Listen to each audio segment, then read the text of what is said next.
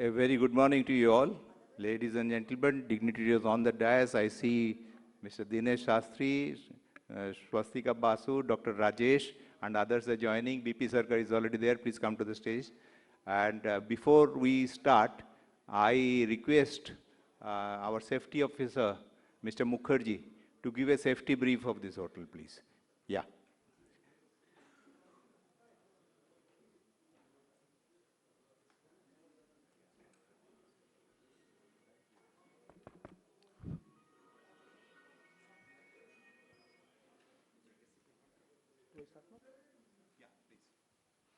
Very good morning, all of you, and welcome to Taj Bengal, Kolkata. I'll just take 2 minutes to brief you on some basic safety and security related features for this hotel and especially this hall. Firstly, I'll mention this that this hotel security infrastructure is built in compliance with the IHCL security standards, and as far as safety is concerned, this hotel is built in compliance with the state fire norms, and we have duly obtained NOC for that. From security point of view, we follow a triple security checking layer for this hotel, wherein the first layer is the gates, wherein we do checking of the vehicles that are coming in. The second layer is the porch, wherein we do checking of the belongings and the people who are coming in with help of DFMDs and baggage scanners. And the third layer is the elevator access control, wherein we ensure that the authorized people only go to the guesting floors. Coming to this hall is equipped with automatic fire detection and suppression system in terms of having smoke detectors and sprinklers installed inside the hall. The hydrant points and fire extinguishers, etc., are placed on the service corridor. Again, beyond this doors, there are 2 fire exits you can see on my right side, and there are 2 fire exits on my left side, which takes you to the safe assembly area at the banquet porch. Fire exits on my left side takes you to through the guest corridor, and fire exits on my right side takes you to the same safe assembly area through the service corridor. We have a trained team of emergency handling members stationed in this hotel to assist you in case of an emergency. The smoking zone for this hall is at the banquet porch. And just one request, once you leave the hall, you please carry your valuable belongings. I wish you have a nice and safe time here. Thank you.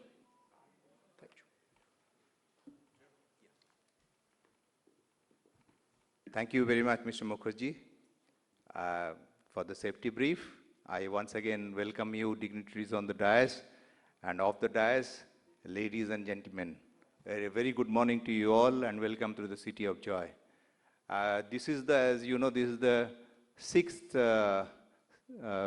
ferroalloy seminar in series. After getting a lot of welcome and this feedback, we have started the 6th one in the ferroalloy series, which is also again the 22nd seminar of Steel Tech.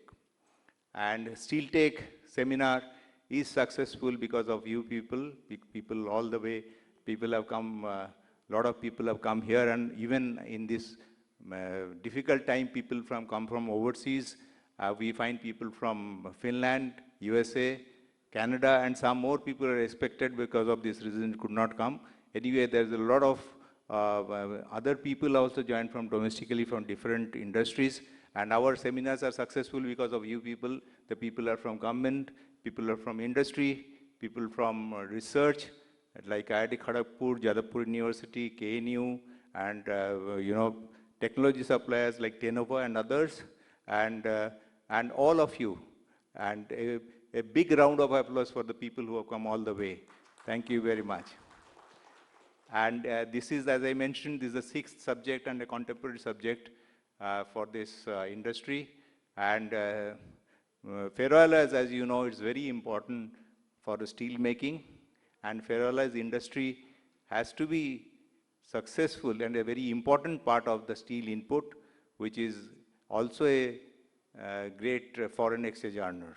So therefore, for ferroalloys industry to succeed, it has to be sustainable, and also steel to sustainable, and a lot of things are also being developed in this technology side, and also because of India, in lot of things are also being done in different fields towards the Atmanirbhar Bharat. You know, that the steel side, the experts are there who will explain, but in general I mention Like you must have heard that what is happening in Lakshadweep. Lakshadweep, if you see, there is one technology that like OTEP, that ocean technology in energy conversion. There is no sweet water there or very difficult. You have to wait for the monsoon or the ship to arrive. But now the technology which is being taken there, you know, you make sweet water from the saline water, and you know, if you know this, our country is the top of the sea, it is around 30 degrees, and if you go 1,000 meters down, it is 8 degrees. And by using this technology, they generate power. That means you have a liquid ammonia, and that liquid ammonia become gas once you have this at 30 degrees. Again, when you go to that, it runs the turbine, generate power, and by use of 8 degrees centigrade, it comes to again back to this one. This is a turbine movement, and they generate power, and they also desalinate and get water. If you recall, in 2017, when Mr. Modi visited Israel, I think it is Olga Island or something, there was a picture and it's a video also came throughout, like they are roaming around the beach in a naked foot. And there, if you see, if you remember, he was fed water from a vehicle. It's actually from desalinated, vehicle which is there on the year top. So that is probably the beginning. And while coming back, they dealt on this, and our Indian people that developed this technology. So these type of big development which are taking place in all the fields. And India, if I may recall, if I just put 1 or 2 points, like where the India is successful, because this is because of the leadership, it is because of the economy, because of the technology and use of it, and because ideas, innovations, because we have a long history, we have a cultural background, and we get that, and of course it is democracy. So India is growing. India is one of the largest economy, growing economy in the world. Our stock market is booming. Our startup ecosystem is booming. Our real estate is booming, and so also steel is booming. I'm sure the steel will grow a lot. I'll not dwell much upon this because you must have seen the list of the program. There are a lot of dignitaries in the dais and off the dais, and also there are good technical 3 sessions are there, and I'm sure that we'll hear from them. And I'll request you to enjoy this, interact, deliberate, enjoy, and people to request to stick to the time so that we can hear everybody. With this, I thank you everybody for joining us. Thank you very much. Thank you. There are little changes in this program. Mr. Mohanty was here last night also. So he had arrived here, but he had to leave because of some urgent meeting there in Bhubaneswar. Urgent call, actually there are some exigencies, so he could not be there, but he has sent his best wishes. Mr. Mohanty is also part of our Steel Tech editorial board team. So now, now Mr. D.B. Sundaramam also could not come physically, but he is on the line. And this is the Vice President CS of Tata Steel.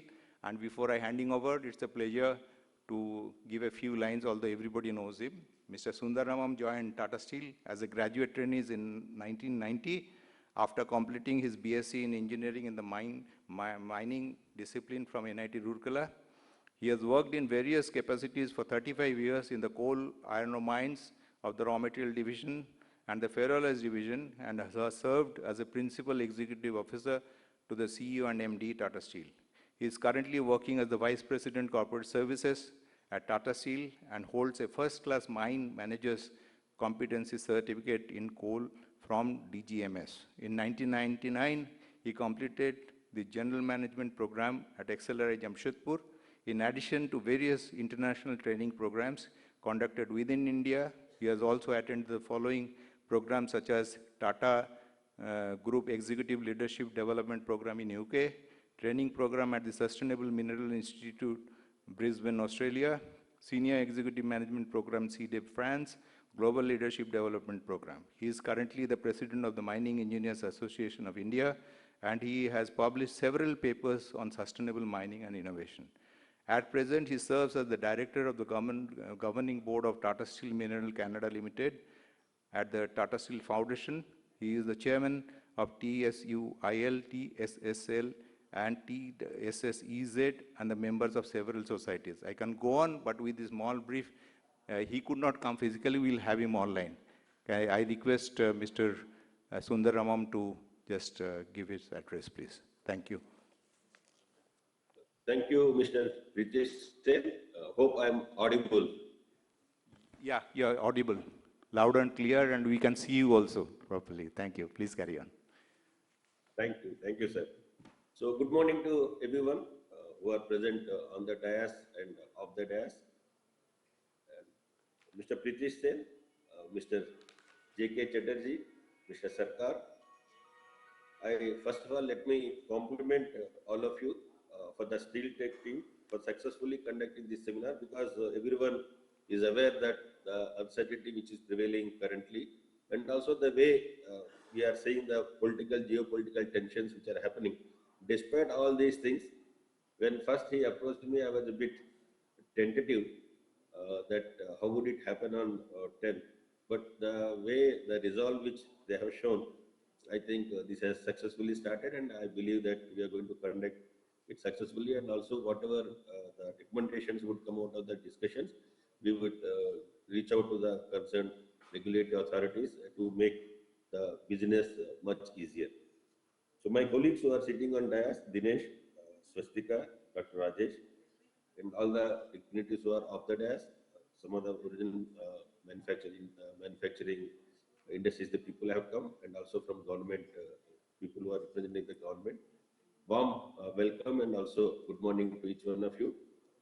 So having said that, my experience out of 35 years, almost close to 32 years in ferroalloys, coal and iron ore, the topic is both ferroalloys and upstream industries looks to be very apt, and also which is close to my heart.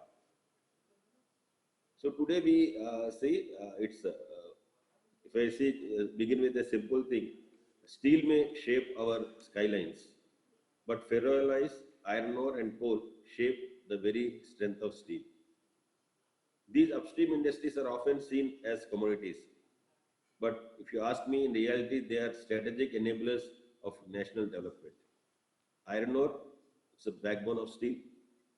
Coal is the energy that drives transformation, and ferroalloys gives strength to steel. In fact, they are the intelligence backbone of steel, whether it's the strength or its durability or performance.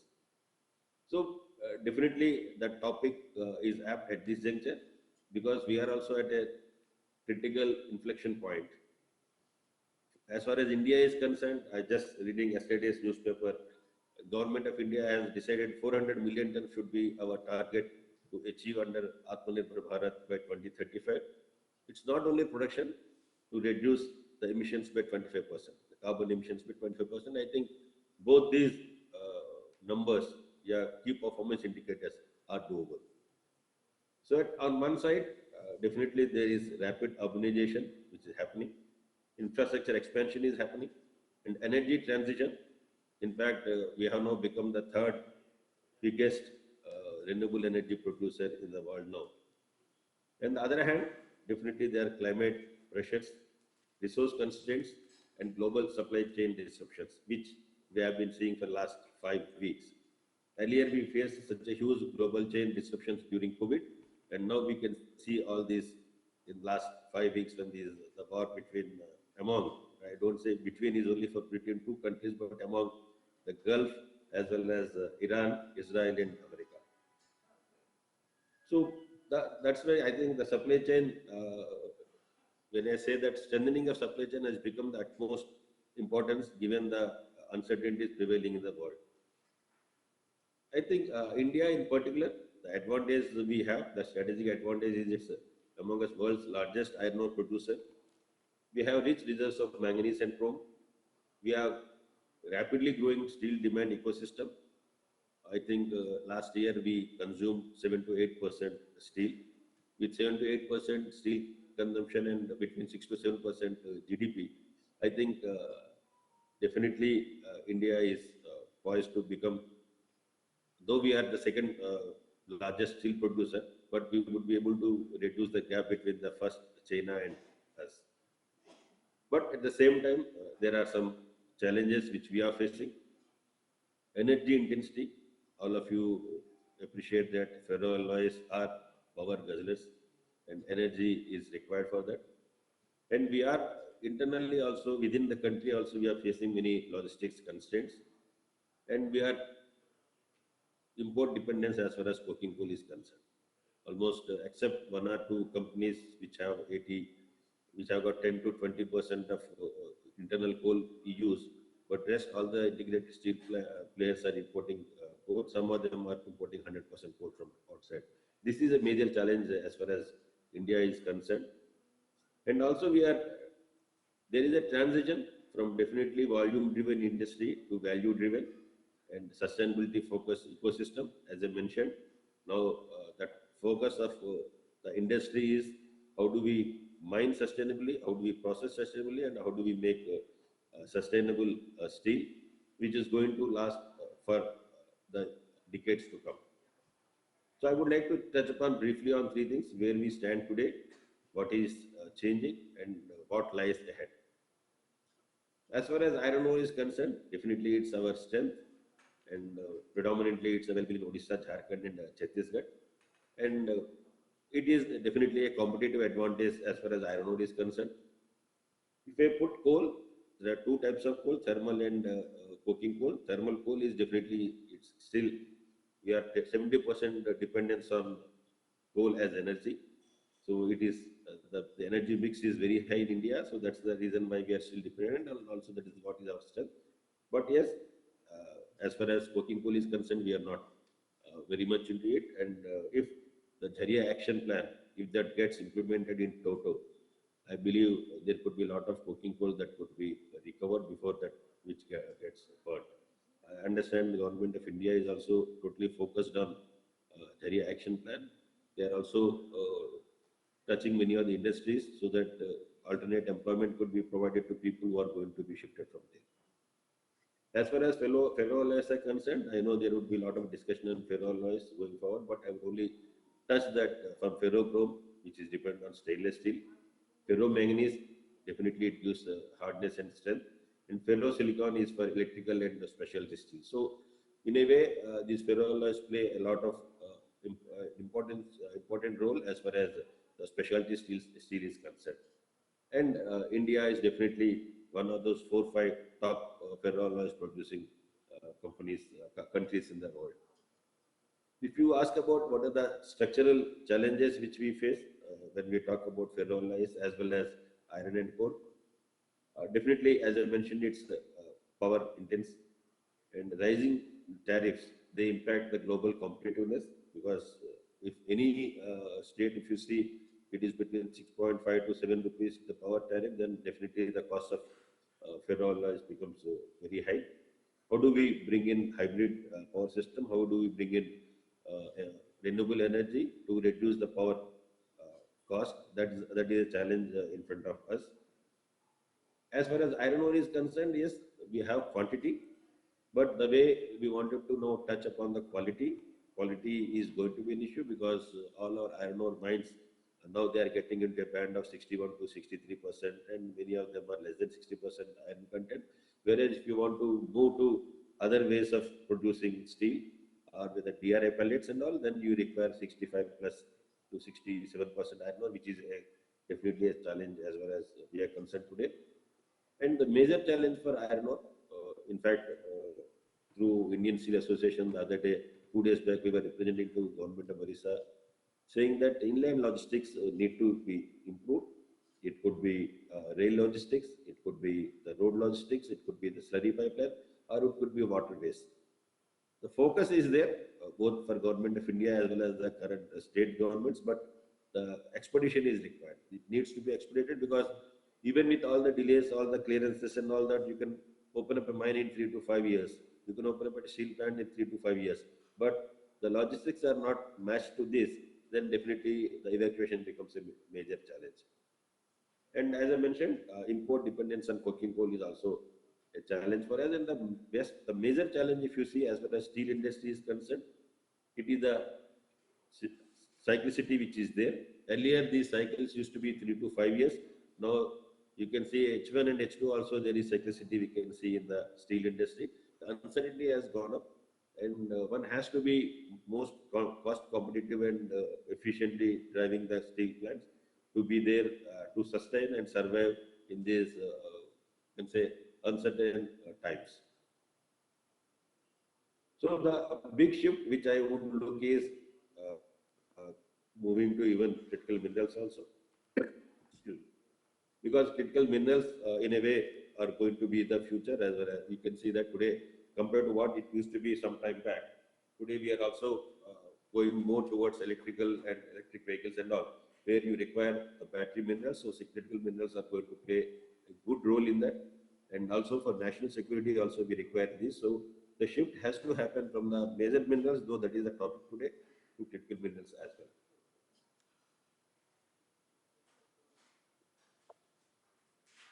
So to sum up the entire thing, I would say that from mining to processing to steel, and also the three major issues which we need to keep in mind is one is definitely the cost.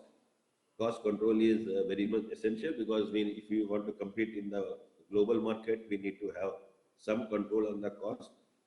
Supply security. Supply securities can only happen both we have global as well as inland logistics if you strengthen that. And the margin stability. The margin stability is, you can say, a resultant of the other two. If you have supply chain under control and if you have cost under control, definitely the margin is going to be there. If I talk about the future outlook, definitely, as I mentioned, there is infrastructure push, there is urbanization, renewable energy expansion, and electric mobility. All these three, four are the drivers for steel production. And when I say it's a driver for steel production, definitely ferroalloys and upstream, both iron and coal, are going to go up to serve the increased steel demand. So as I mentioned, to get 400 million tons of steel, each ton of steel requires almost 5 tons logistics we need to have, whether it is the iron, coal, and the fluxes, or it is the finished product that goes out. So that means 400 million tons of steel, we need to have 2000 million tons of in and outside outbound logistics. So this is going to be a major challenge. Production, as we see, the way things are increasing, the way we have crossed 200 million tons in iron ore, the way we touched 1 billion tons of coal in the coal industry. So production is not going to be that challenging, and also thanks to the government of India, we at least in some of the areas we are seeing that the ease of doing business is being demonstrated. We are getting the clearances at a faster pace, and also we could see that environment clearance and forest clearance, people are working on that, whether it's the state government or the MOEF, to reduce the cycle time. So only constraint, if you ask me, the biggest constraint today is definitely for India, inland logistics. How do we improve? Because we have got the minerals in the eastern part of India, but some of the steel plants are both in southern and western part of India. So how do we, from center and eastern part of India, how do we move the materials, and also how do we get to the market is going to be a major challenge going forward. So definitely, though there have been many changes in the policy, but stable mining policies would help us. Faster clearances would help us, and competitive power pricing is going to help us. And apart, all these are the facilities which I'm talking about are in a way hardware. But how do we get into the software? If you ask me what is the software required for steel and other industries, one is skill development. Definitely, we are not that much today. You can say we don't have the facilities to skill all our employees who are getting into our plants and mines across the country. I'm talking about the industry, not talking about a single company. So that skill development is required, though governments are having focus on that, but I think industry should also come forward to help enable this. Second, I would definitely say R&D in advanced metallurgy. Our spends as a country and as companies also is very less. So how do we enable that? And industry academia collaboration. I'm very happy to see that some of them from academia, also universities, also people are present here. But if you compare to India, to any other developed country or developing country, I could see much better industry academia collaboration compared to India. So this is one area I think we should work. And with this, I definitely feel that India is going to be self-reliant. Um, Most of the materials which we are talking about, and our future is also definitely on critical minerals. And our next focus should be how do we become more self-reliant on critical minerals. Thank you very much for giving this opportunity to share my thoughts, and I wish the seminar all the best. And also, whatever comes out of these deliberations, we are going to definitely reach out to the concerned governments to implement those. Thank you all. Thank you very much, sir, for the excellent address. And really, it is very good. And as you mentioned, we are the second largest steel producer in the world, having around, say, produced around 150 plus in 2024 compared to 185 of the whole world, which is around 8% of the total production. But China, which is at the top, is more than 50%, that is 53.3%. And per capita also is less. But the good news is the propensity of using steel is higher. So there are good industry switch is coming in. Thank you very much once again, sir. We would have loved to have you because, pressing thing, you could not come, but we'd like to have you in the near term. Thank you very much once again. A big round of applause for Mr. Sundaram, please. Now I have a pleasure to welcome my friend, and he is known to everybody, needs no introduction, Mr. Dinesh Shastri. He is the Managing Director of TM International Logistics Limited, popularly known as TMILL, bringing over 36 years of expertise and leadership to Taj Steel, a mining engineer from IIT Kharagpur. Mr. Shastri career with Tata Steel begins in 1989. He rose through the ranks across the diverse functions, including mining operations, logistics, marketing, and sales. His strategic acumen led to his appointment as a managing director of a Tata Steel joint venture in Thailand in 2004, followed by leadership roles such as executive in charge of the ferroalloys and minerals division as general manager global minerals. In 2014, Mr. Shastri was seconded to Singapore as the managing director of Tata NYK Shipping Pte. Limited, which plays a key role in strengthening the global shipping operations. Upon his return to India in 2019, he was appointed as the chief group shipping at Tata Steel, overseeing the significant international shipping strategies. Currently, he also holds director and chairman roles at International Shipping and Logistics in Dubai and TKM Global Logistics Limited, and serves as a director on the board of TKM China. Mr. Shastri is widely recognized for driving transformational changes and also achieving exceptional results in each leadership role. His comprehensive knowledge of both technical and commercial aspects of the business has been a key to his success in steering high-performance teams, delivering operational excellence, and fostering sustainable growth. A visionary leader, as consistently demonstrated to the ability to navigate complex global markets while positioning the organization he leads at the forefront of the logistics and shipping industries. With this brief, may I request Mr. Dinesh Shastri to address the gathering, please. A big round of applause for Mr. Shastri. Good morning, everybody. At the outset, I'll thank Steel Tech for inviting me and introducing me as a friend.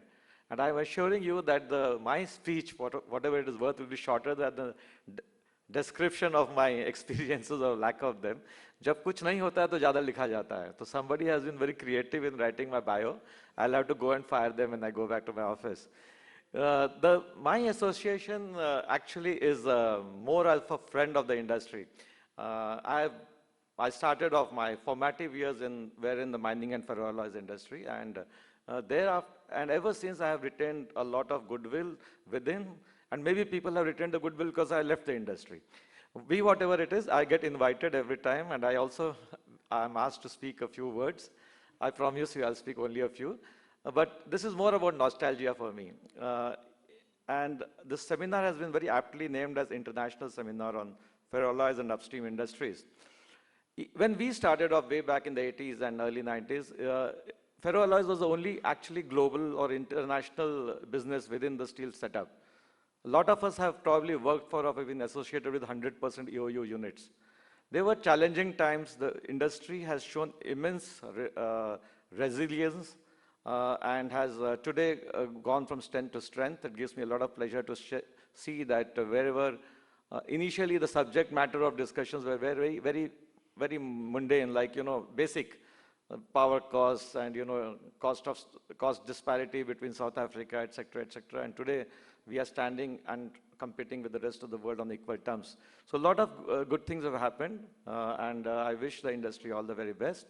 Upstream and downstream, there is why I still like to be associated is because with my role in logistics, any industry will always require a supply chain connect between their downstream and upstream. And we in TMILL are very proud to be a part of that for the steel industry. Particularly from the sustainability point of view, we have been looking at replacing most, if not all, of Tata Steel's truck transport by rails, by dedicated wagons for both raw materials as well as steel products. And happy to report that we are probably the largest private bulk operator in the non-container segment in the country today. Apart from that, we also take pride in being the sort of go-to agency for door-to-door delivery, whether be it Europe, be it China. We are happy to look at project cargo literally being picked up from the site and delivered to the site. And everything in between, custom handling, port, etc., we are there. And we are very proud to be associated with steel industry in primary, and personally, my association with ferroalloys is something that I am very proud of. I wish the deliberations are very useful and informative as usual. I'll be happy to take a seat in the corner, be a fly in the wall, and keep on my learning process. Thank you so much. Thank you, sir, for the excellent and brief address. We always cherish it, but we will not leave you, and we may have you in the panel discussion also. Yeah, now it's a pleasure to introduce young man, Mridul Agarwal of Shakambari Group. Mridul is the executive director of the Shakambari Group, where he plays a key role in overseeing strategic initiatives, business expansion, and operational management across the group's steel and ferroalloys business. Very apt for this seminar. He is actively involved in strengthening the company's presence in the upstream metal value chain with a focus on efficiency, technology integration, and sustainable industrial growth. With a strong understanding of the market dynamics and production ecosystem within the steel and ferroalloy sectors, Mr. Agarwal contributes to driving the group's long-term vision while enhancing its competitiveness in evolving the metal industry. With this brief, may I now request Mridul to address the gathering, and big round of applause for Mridul, please. Yeah.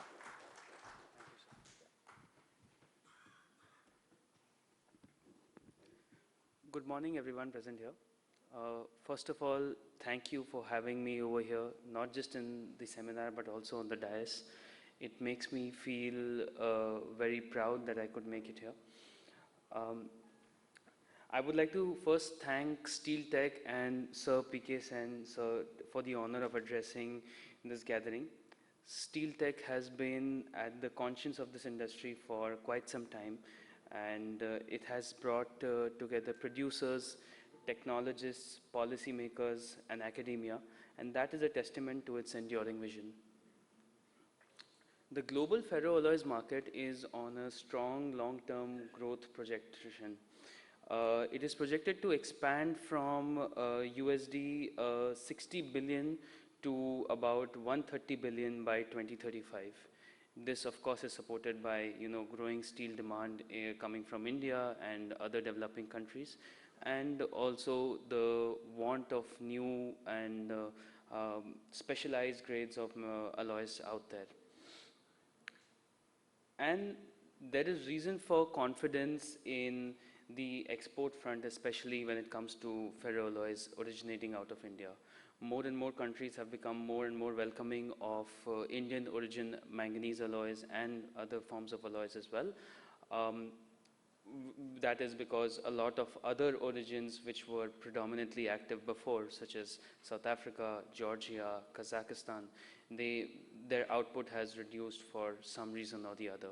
We are facing strong demand from various countries where the share of Indian origin alloys was not that high earlier, and now it is now the volumes are great. For example, Turkey has increased its consumption of Indian origin alloys. Australia used to be a manganese alloy exporter, has now become a manganese alloy importer.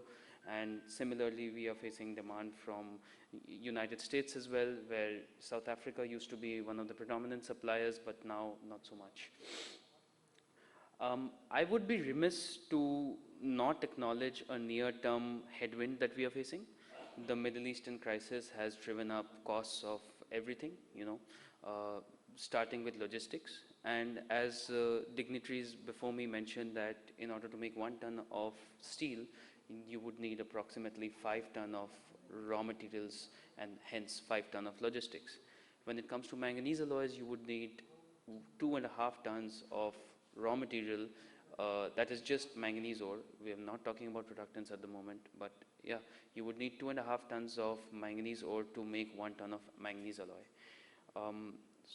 If we talk numbers, logistic costs have gone up from anywhere between $20 to $30 per metric ton on the raw material side, which means if you multiply that by 2.5, and when you multiply that with the duty involved of getting the manganese ore into India, you're looking at easily $40 to $50 of cost push on our side. And this disruption is long term or is it short term? I don't know.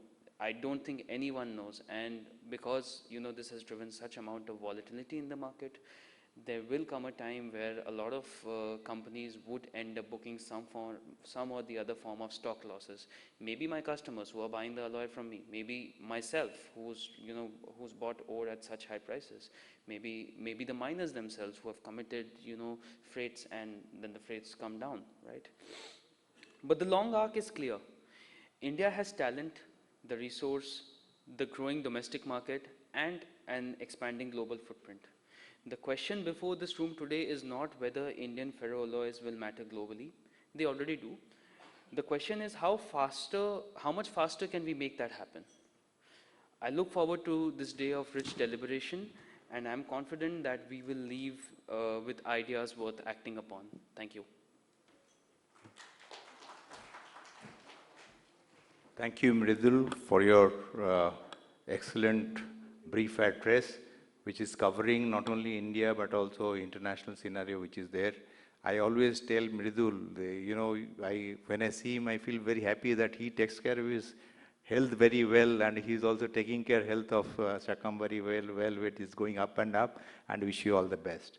And with this, I'll have a pleasure to now invite Ms. Swastika Basu.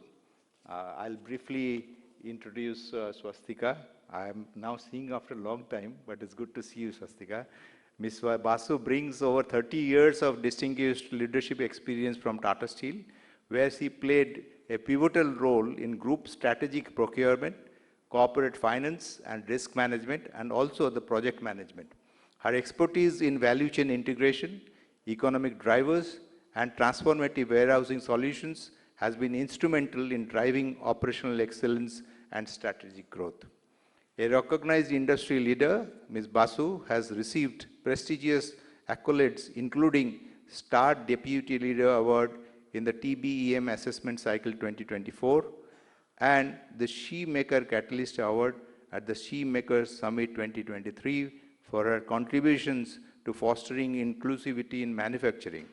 She is also British Council Chevening Scholar at the London School of Economics and a national winner of AIMA National Competition at the Young Managers. Ms. Basu's journey began at Tata Steel as a graduate trainee after completing her BE in Electrical Engineering from NIT Patna. She later earned MBA in Marketing and Finance from Accelerate Jamshedpur, equipping her with a strong foundation in business strategy and financial acumen. Beyond her corporate achievements, she is a passionate advocate for women's empowerment, having served as a chairperson of CII Indian Women Network, Jharkhand chapter, as a member of CII IWN National Committee on Women Empowerment. Recently, Ms. Swastika Basu was featured at the CXO Women's Day series title, She Leads the Way, recognizing her leadership in the steel industry and her contribution to strategic risk management and women's empowerment. Prior to joining Jamipol, she also held different positions in resident director of TS Global Procurement Company, PT at Singapore. With this brief, may I request Ms. Basu to address the welcome, please. A big round of applause for Swastika.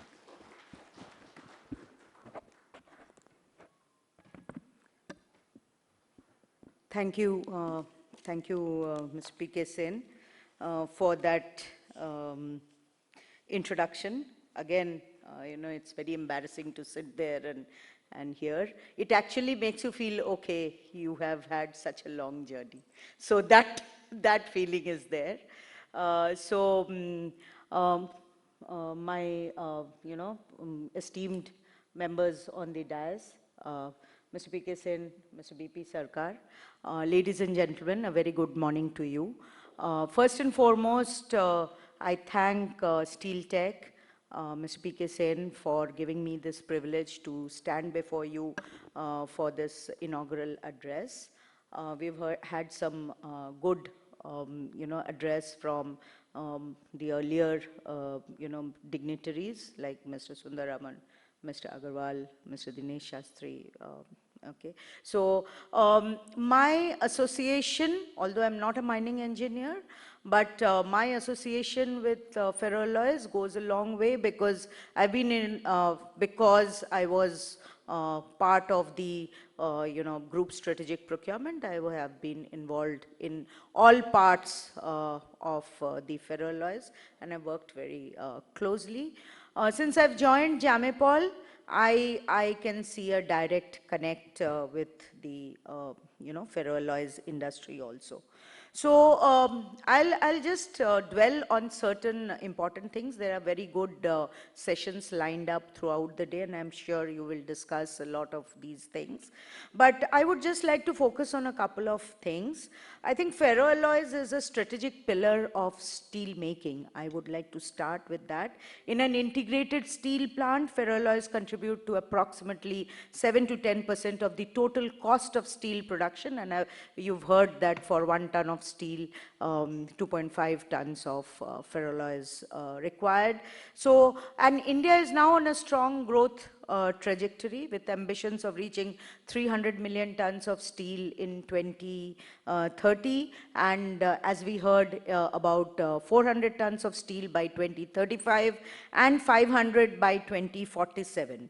So in this journey, how do we ensure that the upstream capabilities, upstream industries, especially ferroalloys, scale up so that they partner with the steel industry, on same to same platform in terms of capability, efficiency, and sustainability. Ferroalloys actually determine, as you all know, being associated with the ferroalloys, that they determine the mechanical properties, they determine the steel cleanliness and the process stability and final product consistency. So this makes ferroalloys not just a raw material, but a strategic value lever.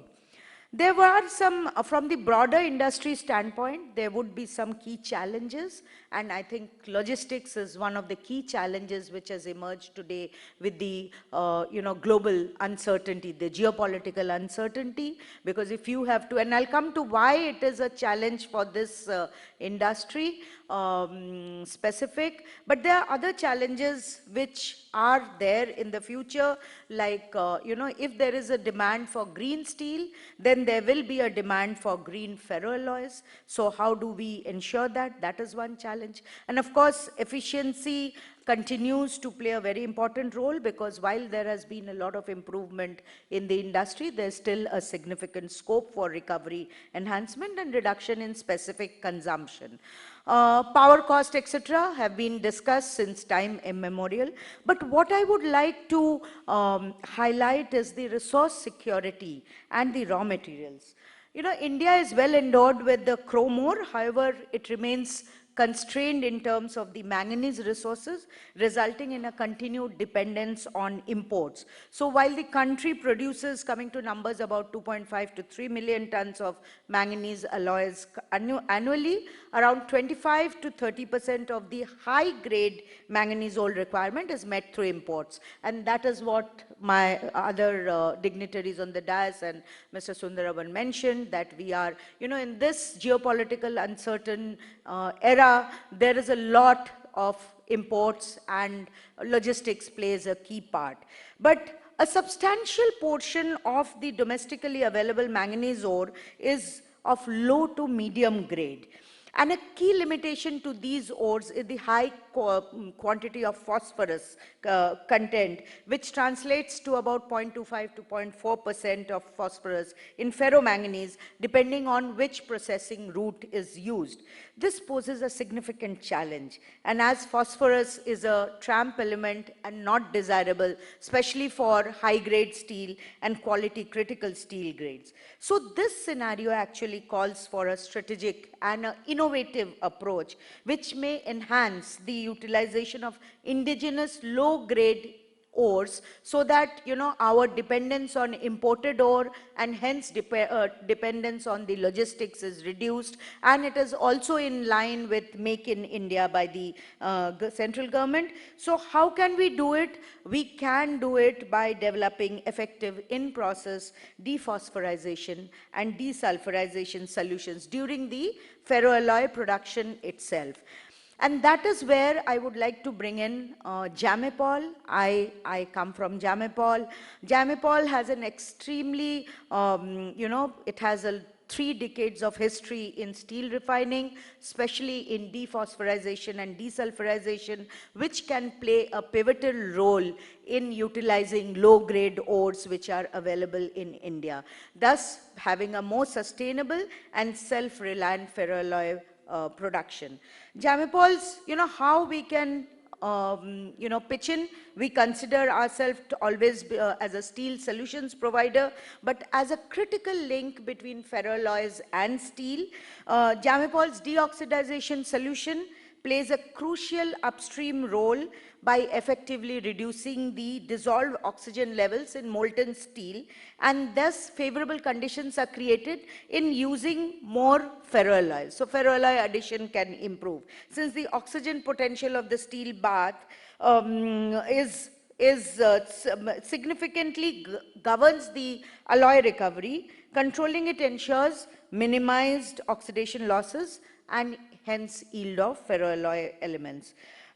We can also contribute to enhancing the raw material flexibility across the value chain through the refining processes that I mentioned of dephosphorization and desulfurization, which may inherently carry higher, utilizing lower grade of manganese ore, which may inherently carry higher levels of phosphorus and sulfur. In plants where hot metal desulfurization is already practiced, the sulfur burden at subsequent stages is significantly reduced. This provides greater flexibility in ferroalloy selection and usage. So in conclusion, to sum it all, if India has to achieve its ambitious targets of steel, there is a need to strengthen the upstream capabilities by investing in technology and innovation, promoting industry-wide collaboration, aligning with global sustainability benchmarks, and most importantly, move from transactional relationship to more and more strategic relationships, because ferroalloys is a value lever. With this, my compliments to the Steel Tech team for organizing this international seminar. People have come from abroad, so I'm sure it's going to be a day of very good deliberations, and with best wishes for a great one-day conference. Thank you very much. Thank you, Swastika, for the excellent address. Once again, a big round of applause for Swastika. Yeah, very good. Thank you. Thank you very much. Now it's a pleasure to, introduce Dr. Rajesh Mukherjee. He's the keynote speaker in this function we have. Dr. Rajesh is currently working in the capacity of Chief Natural Resource Division at Tata Steel. He has more than 20 years of experience in exploring resource evaluation, mine geology, and grade control in India as well as overseas. 2 times finalist of the Tata Innovestor, he developed, other than his core area of operation, keen interest in understanding beneficiation and metallurgical characteristics of the key raw materials to steel making, application of statistical process control and total quality management. As a certified green belt and problem-solving expert, he has been working to improve the core processes in the raw material areas such as iron ore, coal, and iron ore coal in particular. Dr. Mukherjee is a registered competent person with NACRI for India Mineral Industry Code, that is IMIC. He has more than 25 scientific and technical publications to his credit in international and national journals, books, and conferences proceedings. Few of them fetched Best Paper Award. Dr. Rajesh is also a fellow member of number of professional bodies and in the executive committees of many such societies and technical initiatives. Dr. Rajesh is a QCI NABET approved technical area expert for mineral exploration and resource assessment, and has also been a member of a few committees set up by the union government as well as some industry bodies. He has a very excellent speech today covering, like strengthening India's ferromanganese value chain, integrating upstream resource security with downstream competitiveness in an emerging high-growth steel economy. We'll over to see you, Dr. Rajesh. A big round of applause for Rajesh. We're looking forward to it.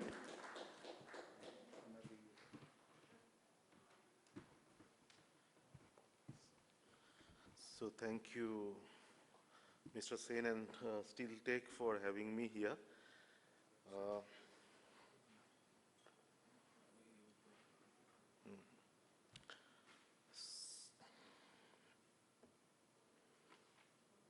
It's not display now. Okay. So distinguished guests, Mr. PK Singh, Mr. Dinesh Sastry, Ms. Swastika, Mr. Pisarkar, and Mr. Vidul Agarwal, and the dignitaries of the dais, industry leaders, colleagues. So thank you. It's a privilege to address this esteemed gathering in ferroalloys, in this ferroalloys conference organized by Steel Tech. This is significant because this is a time when the global metals industry is undergoing structural transformation. Ferroalloys, particularly ferromanganese, which I am going to deal a little bit more than the ferrochrome, as we stand at the heart of the steel making and industrial growth. India today is on a decisive trajectory with a national ambition of reaching 300 million tons of steel by, although, the national steel policy in 2017, it envisaged 300 million ton by 2030, but it will take little more time. Maybe we'll reach around 250, 260 million ton into FY30. And as we heard in the morning from Mr. Sundaram that we are actually aspiring for 400 million tons per annum, which is a significant opportunity for the ferroalloys industries. So next, I have few slides to bore you with, but I can assure you that none of this is original, which is going to be presented here. It's mostly from the information available in the public domain with a little bit of my original thought, but the informations are, this is the present outline of the presentation.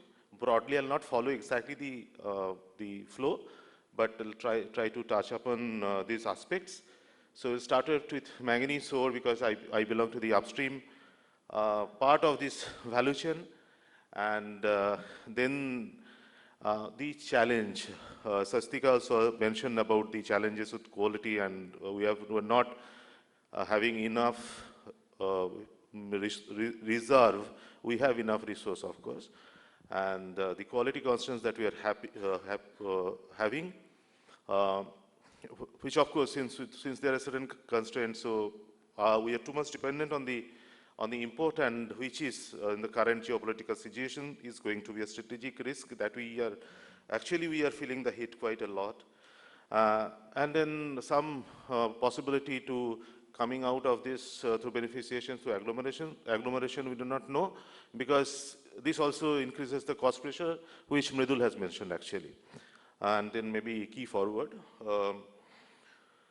So, a few important aspects about manganese we all know, but probably we have forgotten that manganese as an element is a very important constituent of the earth crust. It is about 0.1% of the significant 0.1% of earth crust is manganese, and it is the 12th most abundant element in the earth. And the use of manganese ore it dates back to 30,000 years, so in cave paintings and all. So manganese has a lot of, is not now, but from earlier days in the history also. In the nature, we get manganese in couple of minerals. Pyrolusite, silomelon are the most abundant one in India, along with magnetite and bronite. Sorry, magnetite and bronite. So these are another two associated minerals in the ore. So we are all representing ferroalloys industry, so we know that the manganese ore finds its applications in alloy and steel making, apart from chemical and fertilizer industry and the electronic industry. But the significant portion is actually alloy and steel making, which is something around more than 90% of the total application of the manganese ore, which is, I mean, still most of us are actually representing the alloy steel industry. So it's a quite proud moment for us. If you see even the application, so foundry is almost like 3%, and welding accessory 7%, as I mentioned, steel manufacturing 90%. Will not take you through because you all very familiar with this, but little more on the steel manufacturing part. See again, these numbers may be indicative, taken from public source. The latest data I actually got is 2025. 2026 is not very reliable because we just entered into FY27, so it will take a little more time to get the official numbers for FY26. But so if the numbers are some here and there, but I mean the trend is important. So we are something around the global steel production in 2025 was around 1850. Out of that, 151 was from India, and the manganese ore production was 3.8 million ton. Alloy was something around 5.2 in India and 22 million ton in the world. So the thing is that India is actually, so out of the 22, 5.2 was from India. So India is actually becoming emerging as a very dominant player in the ferroalloys industry, and we are actually exporting. So in 2022, we are exporting something around 1.6 million ton of ferroalloys. But since our own consumption of ferroalloys in the steel industry is going to increase, if we move towards the projected growth trajectory for the steel, then probably we'll be having more domestic consumption, and effectively the import will be reduced from current scale, but we will still be exporting. That's the expectation. And but the numbers percentage is going to be reduced. So, but the problem is that while we are actually very good in producing ferroalloys, and we are exporting, maybe also expect to continue the trend in near future also. But as far as the manganese ore concerned, like we also heard in the morning from the other speakers, that we are actually a net importer of manganese ore today and continue to be like this in near future. That is in spite of the fact that the world, so as India is also having enough resources of manganese ore. So we have something around 402 million tons of manganese ore resources, but the point is only 93 is actually reserve.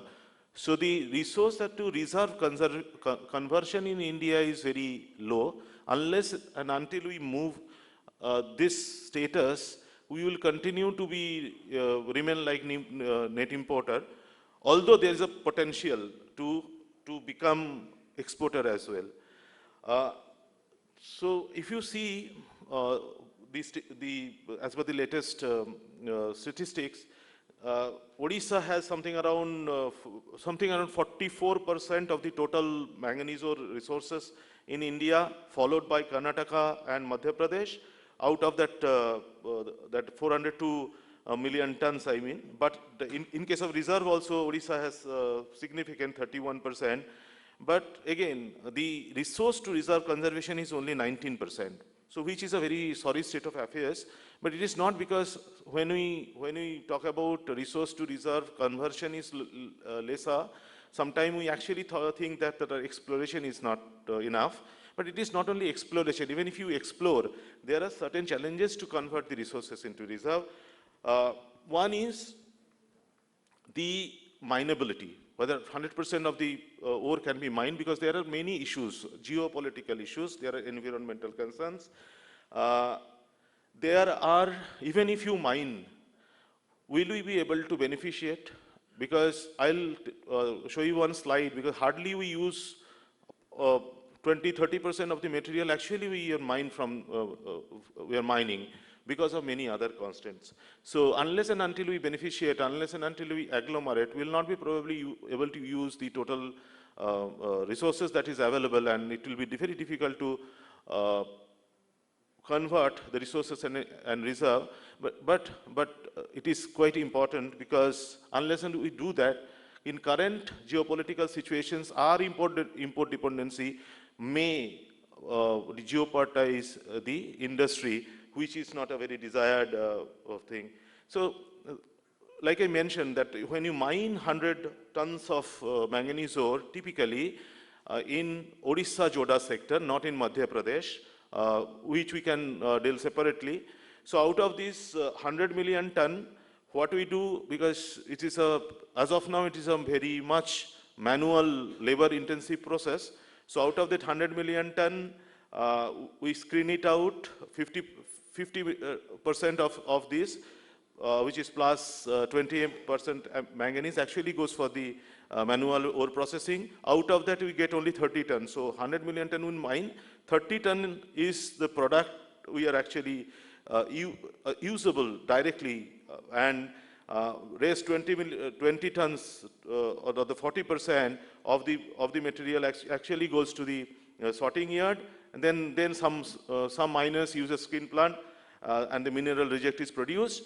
Some of it, of course, can be used as a blend, but the fact is that this significant portion, I mean almost 70% doesn't have a direct uses, which we need to look at, find a solution, economic, cost-effective, easy solution.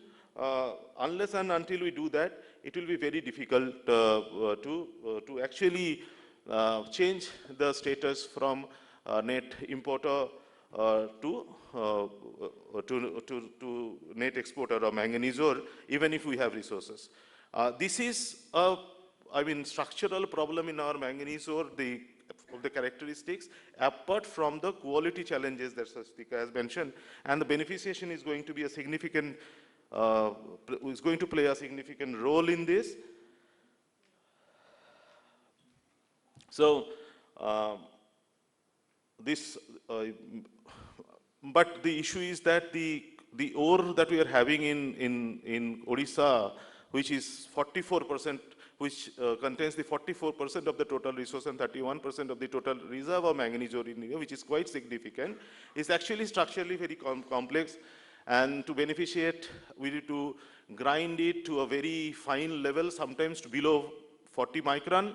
And then what we do with that fine, very fine size concentrate, how to agglomerate, how to use in the mainstream process, that is going to look for.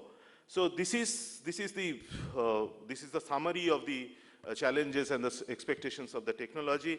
So we have to deal with the low-grade manganese ore around 15–16% and make it at least to 30%. And while doing so, we should be productive. We should be economically cost effective. So the challenges, of course, like see this, there are resource uncertainties. There are liberation, beneficiation, and metallurgical characteristics is a challenge. Sometimes while auctioning blocks are coming, these are not coming with this information, which is actually making the investors difficult to get into the space. So to sum it up, so we need a more focused and objective-oriented exploration program, so that with that I have all this information about the grade and the beneficiability. The further processing is possible, and then integration of the research on these particular challenges to convert the resource into the reserve we have to look for. And finally, I would like to request the organizers to actually advocate to the policymakers to give manganese as a critical mineral status, which will ease the industry to a significantly. With this, I'm concluding my talk. Thank you for your patient hearing. Thank you so much.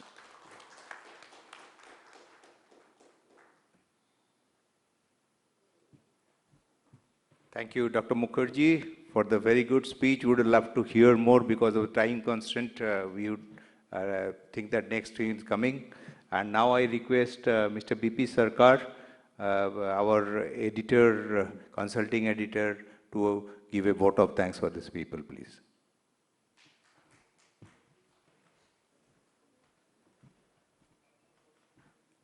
Thank you, Pratish. Good morning to all of you. It is a great pleasure for me, on behalf of Steel Tech, to give thanks to all the distinguished galaxy of stars here in the dais and off the dais. I was really pleased to see that people have come not only from the local Calcutta area, but Jamshedpur, Bombay, and foreign countries, as Pratish has told. It was really very pleasure for us that you have all come and joined this annual ferroalloy seminar. This is the 6th year, as I've been told by Pratish. We have got certain, we are lucky that some of the distinguished persons we are always getting, like Mr. Dinesh Shastri, Mr. Sundaramam, Mr. S.S. Mohanty, who came here but could not join, but he is always with us in any of our venture. Now we are very pleased to see Mr. Swastika Basu, Dr. Rajesh Mishra, and Shakamri also join us every year. We are very happy that they have come and covered this subject very well. Mr. Sundaram has covered very broadly the entire subject. Dr. Rajesh Mishra has gone into the details of ferroalloys. Swastika Basu has given the importance of additives in ferro industry. Mr. Agarwal has talked about the global scenario of the ferroalloy. Now, taking a few minutes, I joined in Tata Steel towards the end of my career, 3 years in ferroalloy division. And there only I found, after working so many years in other divisions, at ferroalloy I found that it's become a jewel of Tata Steel, profit-wise, and the contribution was not known to many, including ourselves who are not in ferroalloy, but ferroalloy was a very shining department, I'm sure even now. Coming to the industry, as you know, people are talking about 300, 400 million, etc. But I remember that reaching up to 100 million was also a very big achievement. But after reaching 100 million ton, we have come to 160 million very fast at a growth rate of 8 to 10%. and I'm sure by 2030, if not 300 million, we'll surely produce 200 million ton of steel, especially ArcelorMittal is coming with a very giant plant in Andhra Pradesh, and others, brownfield steel plants are coming.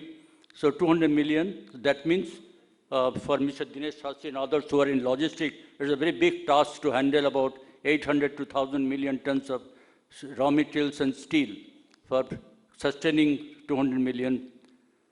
Besides that, for producing 200 million ton of steel, you require ferroalloys, as said earlier, 8 to 10%, and other additives. So that's a very important thing. And I'm sure various speakers in the already covered, and those who will be in the technical session, they will cover how they will be able to meet ferroalloy requirement for those 160 or even 200 million in the future. So I'm very happy that the subject has been well covered, and in the course of the day, deliberations will give further more details on this subject. I'm grateful that this seminar could not have been arranged without the support of sponsors, advertisers, and delegates. So I'm very happy that and grateful to the sponsors like Elegant, Tata Steel, Arjicon, Joy Balaji, Sam Ferroalloys, Tirumala, and TMILL who have supported it. And of course, my special thanks to Pritish Sen also, who has almost single-handedly organized this. Thanks to Pritish. So thanks to all of you. I'm sure the deliberations next which are coming will be interesting to you. Thank you. Thank you, Vishnuda, Mr. Sarkar, for summarizing it and giving a vote of thanks. I'd like to request Mr. VP Sarkar to give a token of appreciation to the people, like here. One to Dr. Rajesh.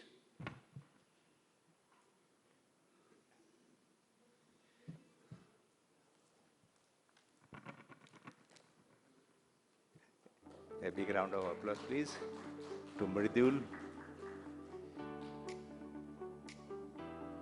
To Mridul. Yeah.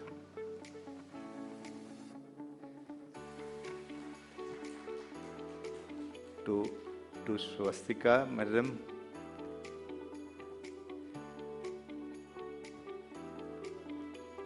Yes. After we are seeing her for a long time, and it is long association with Swastika and with Mr. Sarkar and Mr. Dinesh Shastri.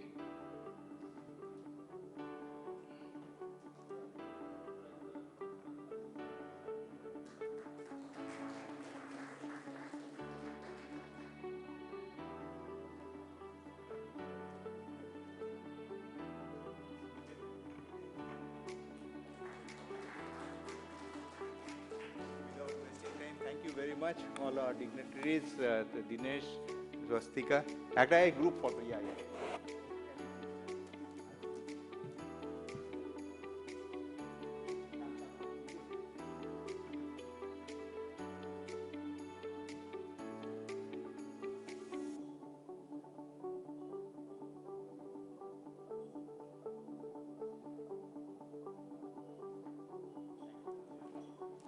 Without wasting time, we'll start that next panel discussion. We are more or less on time, but little delayed. So request people to join. It will be led by, it will be chaired by Mr. Sishandu Mukherjee. I request Mr. Mukherjee to join. Mr. Praveen Chaturvedi, Mridul also, please be there. Mridul, please be there. And Mr. Praveen Chaturvedi, I've seen him. Praveen is here. I think Praveen from Tenova. Yeah, good. And Mr. Varun Jajodia. Yeah. Okay. Mr. Varun Jajodia, Mr. Sushim Banerjee. Mr. Sushim Banerjee, I've seen him, he's here. Yeah, please come, sir. Please come. Here to the other.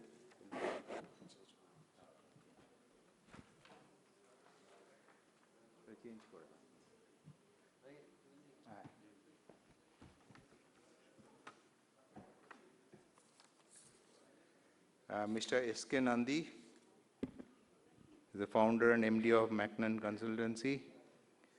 Mr. Somesh Bishwas, Tata Steel, is here. Mr. Joy Mojumdar and Mr. Shankar Chaudhary.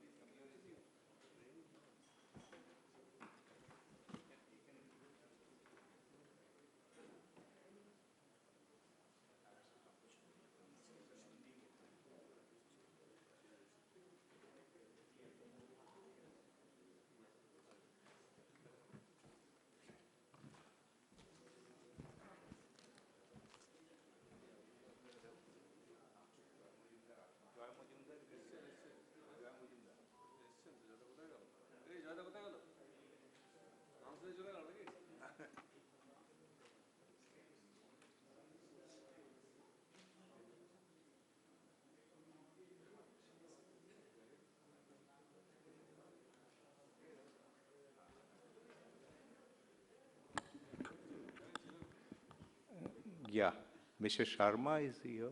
Mr. Sharma. I'll see. Okay, without losing time, I request Mr. Sushandu Mukherjee, who is a graduate from IIEST Sipur in electrical engineering and also completed postgraduate diploma in quality management from Mahindra Institute of Quality. He has over 27 years of experience in mining, ferroalloys, production and sales, total quality management, and also worked in business analysis group. He represents Tata Steel he represents different forum and ferroalloys producer. He is currently a ED Sham Metallics. Earlier to that, he was the chief operation in ferroalloys minerals division of Tata Steel. With a small brief, I request Mr. Sushandu Mukherjee, please to arrange this here. Mr. Sharma.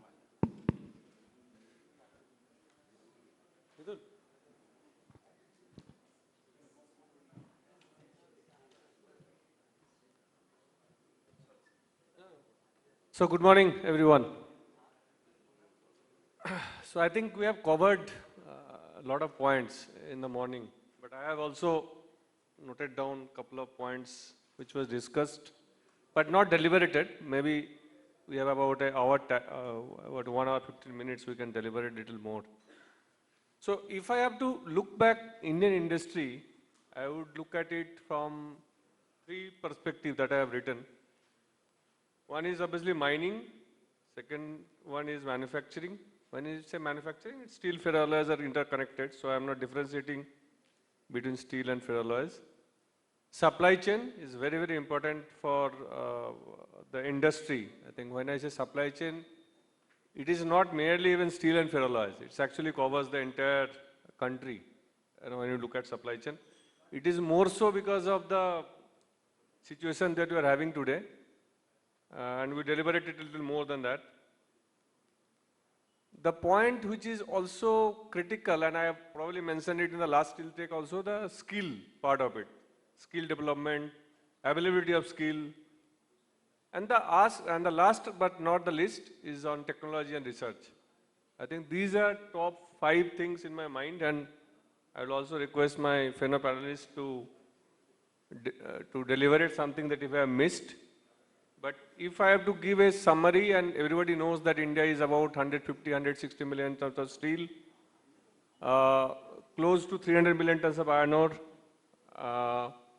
Ferroalloys, I think, when I joined 1998, I think it is more about a little bit on a chrome alloys industry. Manganese is gradually developing those days, but now manganese has overtaken chrome big times. I think manganese today more than 4 million tons. Chrome is still around 1.3, 1.4 million tons. Primarily because chrome is more dependent on India's story. Means India's story not in Indian production, but Indian mineral availability or the chrome ore availability. While manganese is global, so we can import anywhere from the world.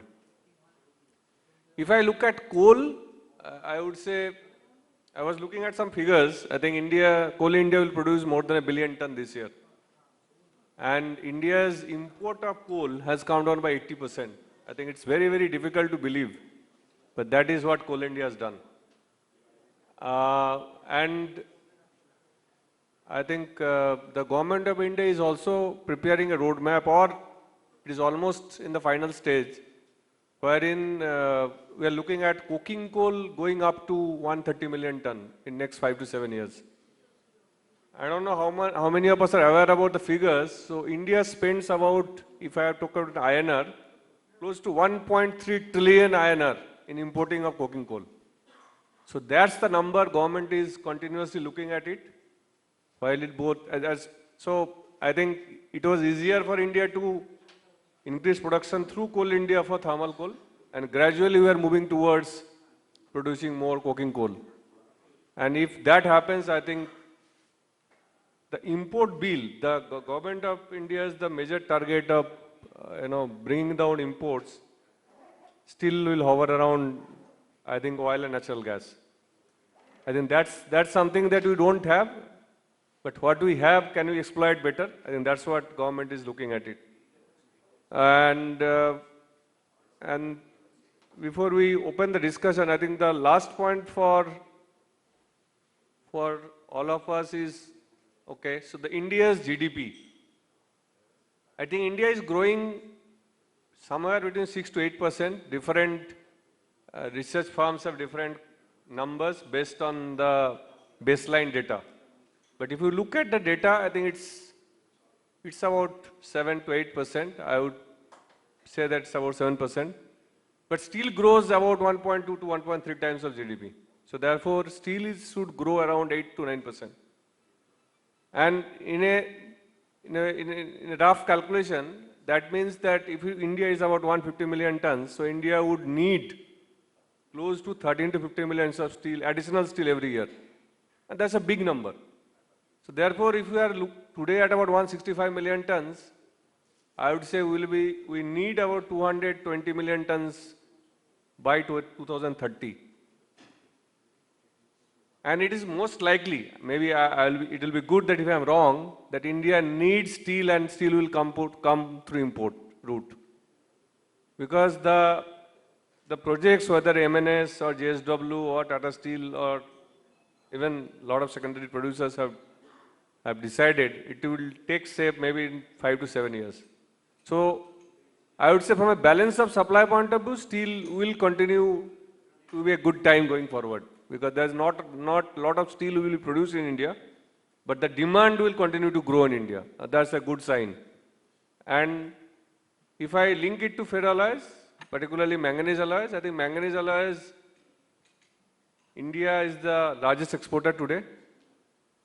India will continue to be the largest exporter, but hopefully the volume of exports, which is 1.6, 1.7 million ton, may come down a little bit, based on obviously India's own growth story. The other factor which is bothering the industry little bit, or the ferroalloy industry, is CBAM, which is quite relevant today, because the energy intensity or the carbon intensity that we are having today, it will also save the industry that do you need to adopt relevant technologies going forward. So Praveen is there. I will start with Praveen, because since my closing remarks on the technology. So what do you think that India is very slow in adapting technology? Because obviously it lies with the capex, so everybody knows that capex will be higher, but with the CBAM or the declarations have come in that somebody has to pay additional cost if you breach the threshold. So do you think that India has a great potential to invest in the technologies of the future and continue to be a leader in the ferroalloys? Thank you, Mr. Mukherjee. I think you have touched the right thing about the decarbonization and the CBAM, what you have mentioned. But before that, there are a few things which we may focus on. As you know, the steel market is booming, means we have the target 300, now we have 400 ton of steel, million ton of steel by 35, as Mr. Raman has told in the previous session. Accordingly, the ferroalloys will also come up.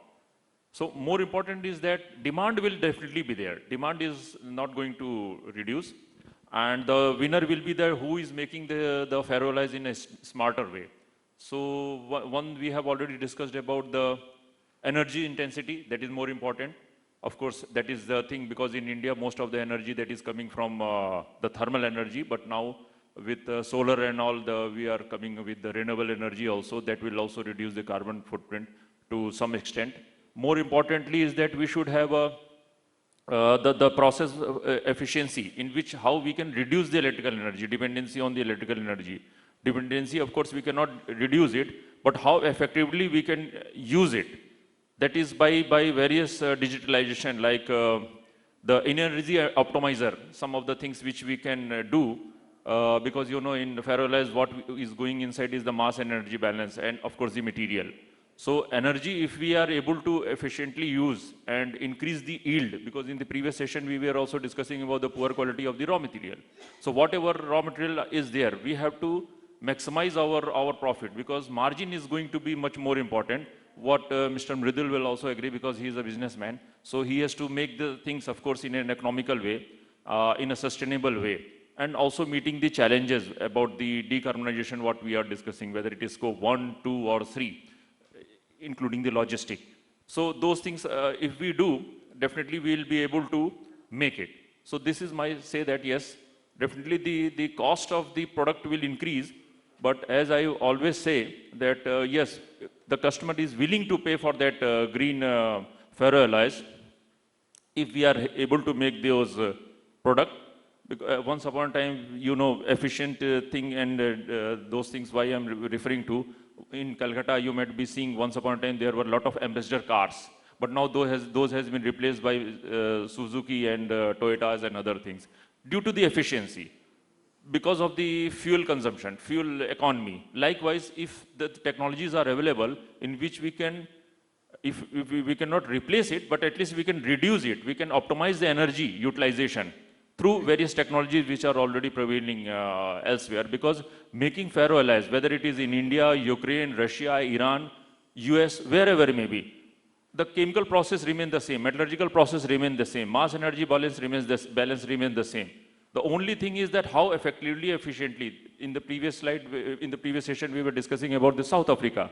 Why South Africa is not able to maintain? Because their energy cost is too high. So that is why they are not able to sustain in the market. So these are the things which we can address in this forum. And what are the technologies available? I'll just show you in the next slides, which has been adopted elsewhere across the globe and can be thought of in the present context also. Thank you. Will you like to go through your slides now or later? Okay.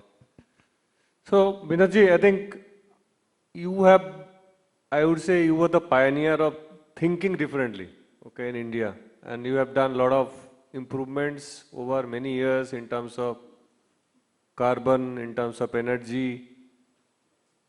But is there a problem of the industry in adapting those, or people are not taking enough chances? I would not say they use the risk, because there is no risk involved, I would guess.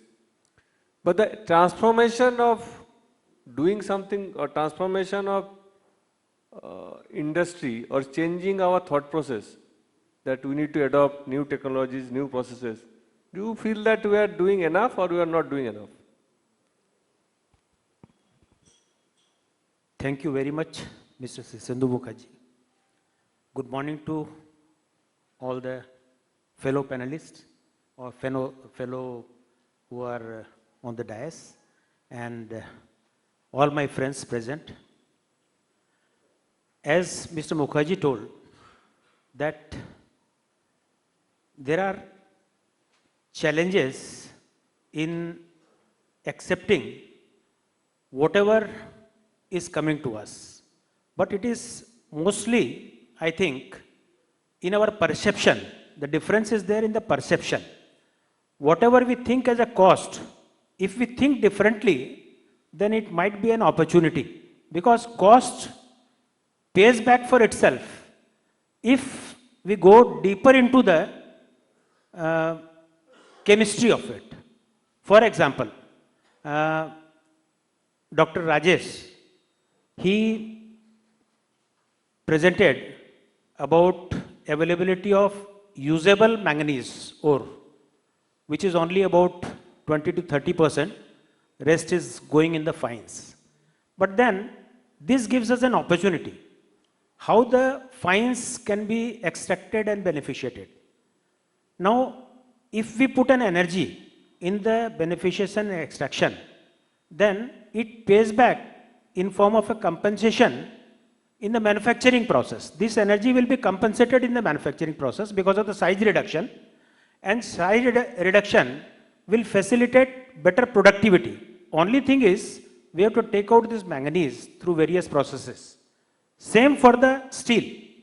In steel also, in fact, I remember one of my discussion with ex-Vice Chairman Tata Steel, Mr. Muthuraman, during his days when he was on the verge of leaving.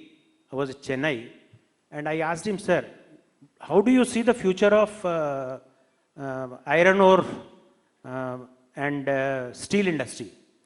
He told, in future, steel industry will be more concentrated in southern part of India, and not in the eastern part. I told, how, sir? He told, today there are challenges in beneficiating iron ore of eastern part, Jharkhand, Odisha, because of the high alumina content. Whereas we have large reserves of taconite ore, which is only about 30% Fe, but beneficiation is very, very easy. So those reserves are plenty in south. And once we start thinking that, yes, this ore also can be beneficiated, then the times and things will be different. So we must think differently in beneficiation. Lot of technologies are available like GOSTEC, WIMS technology, which can help in manganese ore beneficiation. Agglomeration as such, I think it is a challenge and it may not be a challenge if you spend something in R&D. We do not have small R&D equipments. That is the problem. Once we start thinking, we always think in terms of how we can do it in the larger furnaces. But if it is done in a smaller way, I think there are ways and means to do it. Then, coming to phos and sulfur. Phos and sulfur certainly is a big challenge, very, very difficult to tackle the phos. Sulfur can be tackled in the furnaces or in the ladle treatments. But then, phos is a very difficult thing. You have to see that right chemistry is maintained right from the beginning when you charge the material in the furnace. Lesser the phos, lesser will be the pickup in the ferroalloys or the metal. Now, I think these things have to be dived deeper into. The problems should be more and more discussed. And I think these should be discussed not only in the forum where we are the users or producers. We should also involve the institutes where there are a lot of thoughts. They have the smaller equipments. And if these two are integrated, I think the challenges will be much lesser. Thank you very much. Thank you. So we'll come to Mr. Sankar Chaudhary. I think there is something that I thought that Praveen will address in his presentation sometime. So India, it's not about ferroalloys. I think if you look at steel and ferroalloys, both, we are still dependent on technologies from the outside. Okay, so what's happening? India is still, if you look at ferroalloys, it's still 9 to, I would say, 18, 24, maybe around 30 MVA type furnaces that we are looking at it. And we are predominantly a semi-open, semi-closed setup. But if I look back, the worldwide, I think the highest I know is 135 MVA, single furnace. So cost plays a very important role when we are looking at a bigger furnace, technologies, closed furnace. But it has also, as Sarmaji was mentioning, that it is also pays back. Because if you invest on something, you will also get your money back, because that's the potential of a technology. So why would not Indian, I would say, technology or the service providers looking at it differently and providing that economic solutions to the industry?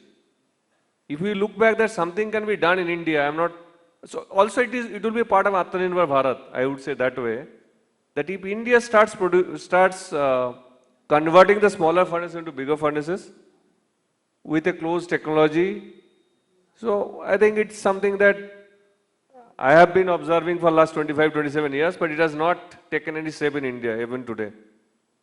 So what is your view? So why are we lagging from our thought process to developing a technology or implementing a technology in India? Yeah, thank you, Shishandu, fellow panelists and distinguished participants. Yes, this is a real challenge in Indian condition, that somehow this ferroalloys industry was not addressed with proper technical understanding, and it was basically a fragmented industry and not within the corporate sector. But it's a good news that these days the corporate sectors like Tata Steel, Vedanta, and they are coming in a big way in ferroalloys, and other small producers are also getting consolidated. So what happened, our ferroalloys industry goes back, in the first thing probably in this Joda plant was in 1952 or so, 58, yeah. So with that we started our ferroalloys journey, and in between, the few of the people who were working in this industry, they started introducing this ferroalloys, rather the submerged arc furnace technology to Indian market. So somehow here the scalability part of it did not come because, as Shishandu mentioned, that it requires capital. So it was really a capex intensive thing if we want to scalable it to a different level. Because at the same point of time, you have to think about the other peripheral facilities of this furnace. It is not only the furnace. The economy doesn't reflect only into the furnace, but it requires a good, to start with, a very good layout, and the other logistics problem, and the material handling system itself. So we have to also think on those lines when we are thinking of scalability of the furnace. And besides this, the handling of the finished product. Here is a great opportunity India can have, because till now hardly one or two companies who are doing this mechanized handling part of it. It is basically introduction of pick casting machine and grand shots in ferroalloys industry, because till date also we are making big cakes, we are quenching with water, and then subsequently it is manually carried to a shed, and then 200s of people are engaged in breaking them out. They are producing a lot of fines in this, and this way your total yield of the saleable product also goes down. So while we are thinking of making big furnace, we must introduce these cultures in this industry, that this is required. And there comes the EPC concept of industry, because individually one or two stray designers, they may design something, but ultimately an EPC integrator who can really take care of this, all this balance of the plant facilities to a modern facility, and subsequently the furnace is equipped with all these modern facilities. So first of all, before, of course, the scalability we have to go, and definitely it should be there. But before that, we must modernize our mind, that we must intelligently engineer this industry, with a smart layout, with modular concept. These are the few things which must be introduced into ferroalloys industry.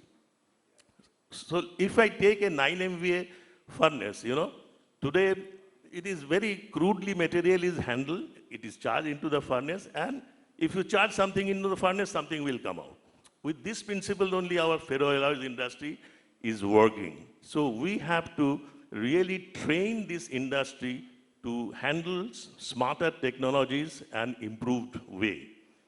And also, a great thing is missing, which I will be presenting in my paper in the second half, that the waste gas utilization, the waste gas is just not utilized. We are only concerned about how much ppm is coming out of this thing. So 5 milligrams, 10 milligrams, we are satisfied. But a great treasure lies in this waste gas. And for that, what Sichendu told, that we have to change the characteristic of the furnace. Today we have open or semi-open type of, semi-closed type of furnace. But with, certain changes, these furnaces can be brought to near, closed furnace, where the carbon monoxide content in the waste gas should be 50%. That is the threshold limit where we can utilize these gases in a very, you will earn more money than by selling ferroalloys by utilizing this gas. Because by simple utilization, which is a very established process, that is water gas shifting formula, we can generate hydrogen out of this carbon monoxide, and then subsequently hydrogen can be separated and it is stored and it is sold as a sellable product. And the gas which is escaping from these things, that is from WGS reactor, and after that, of course, a PSA type of membrane system. The tail gas contains CO2. So that CO2 can be either captured and or the tail gas can also be used as recirculated into the furnace.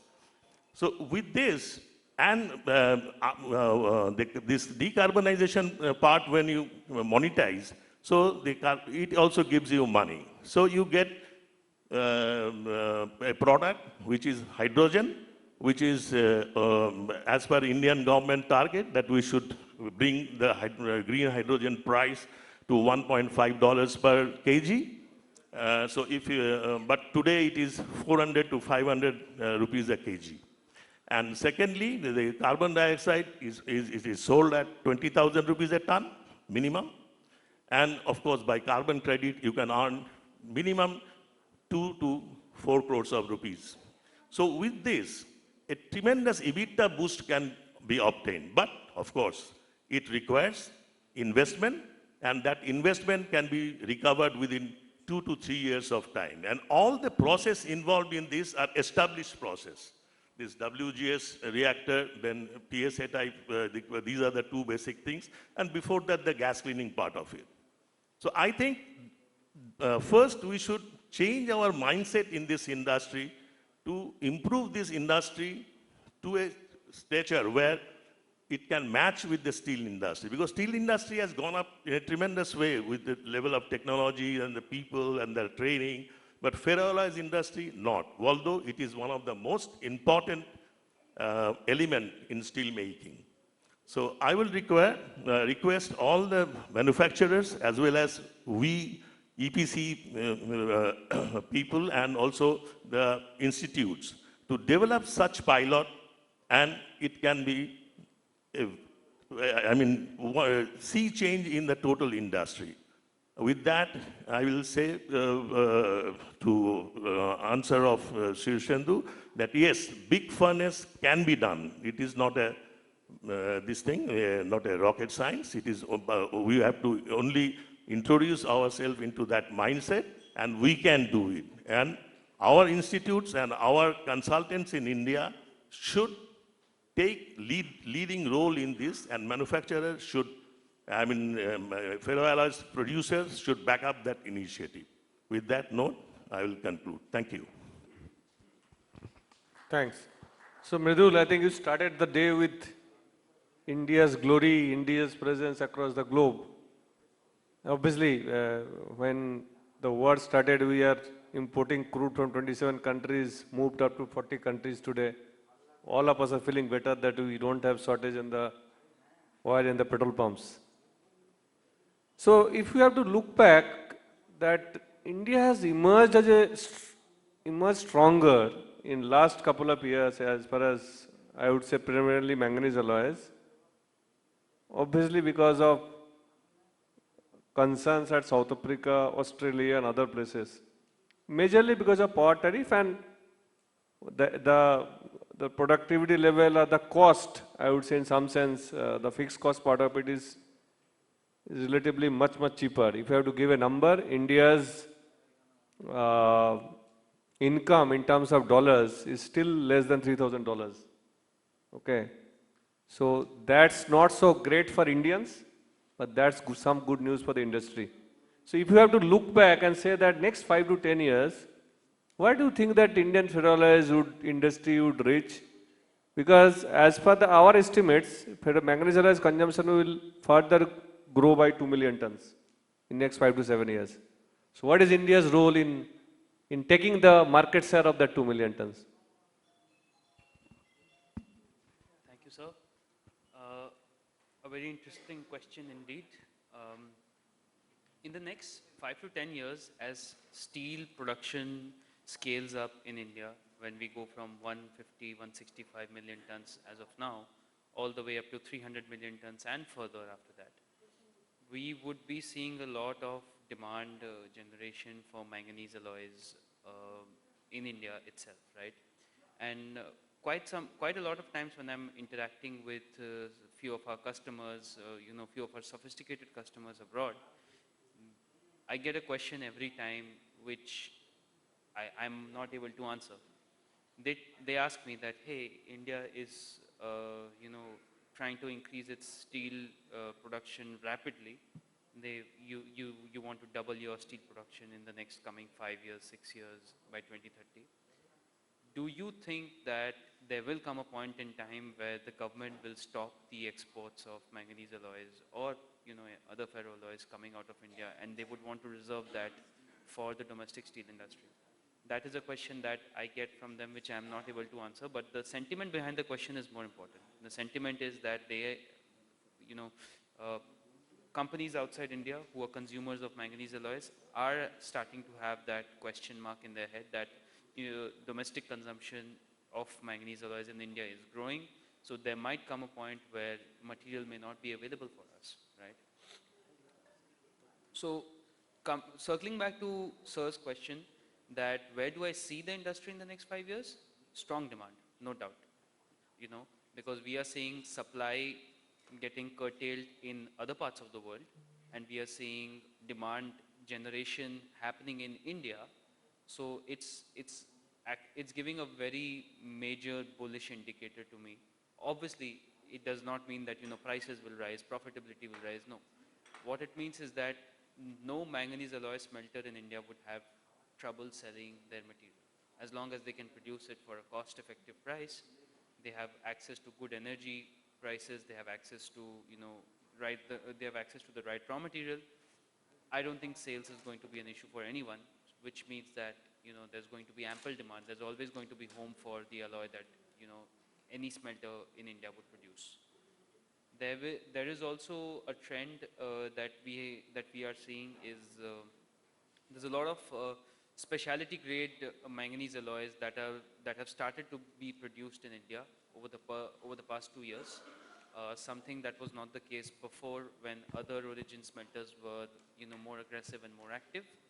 And going forward, this trend is just going to increase because companies or smelters who have been active in the standard specifications, they want to increase their footprint and go into something special which has higher barriers to entry. So that being said,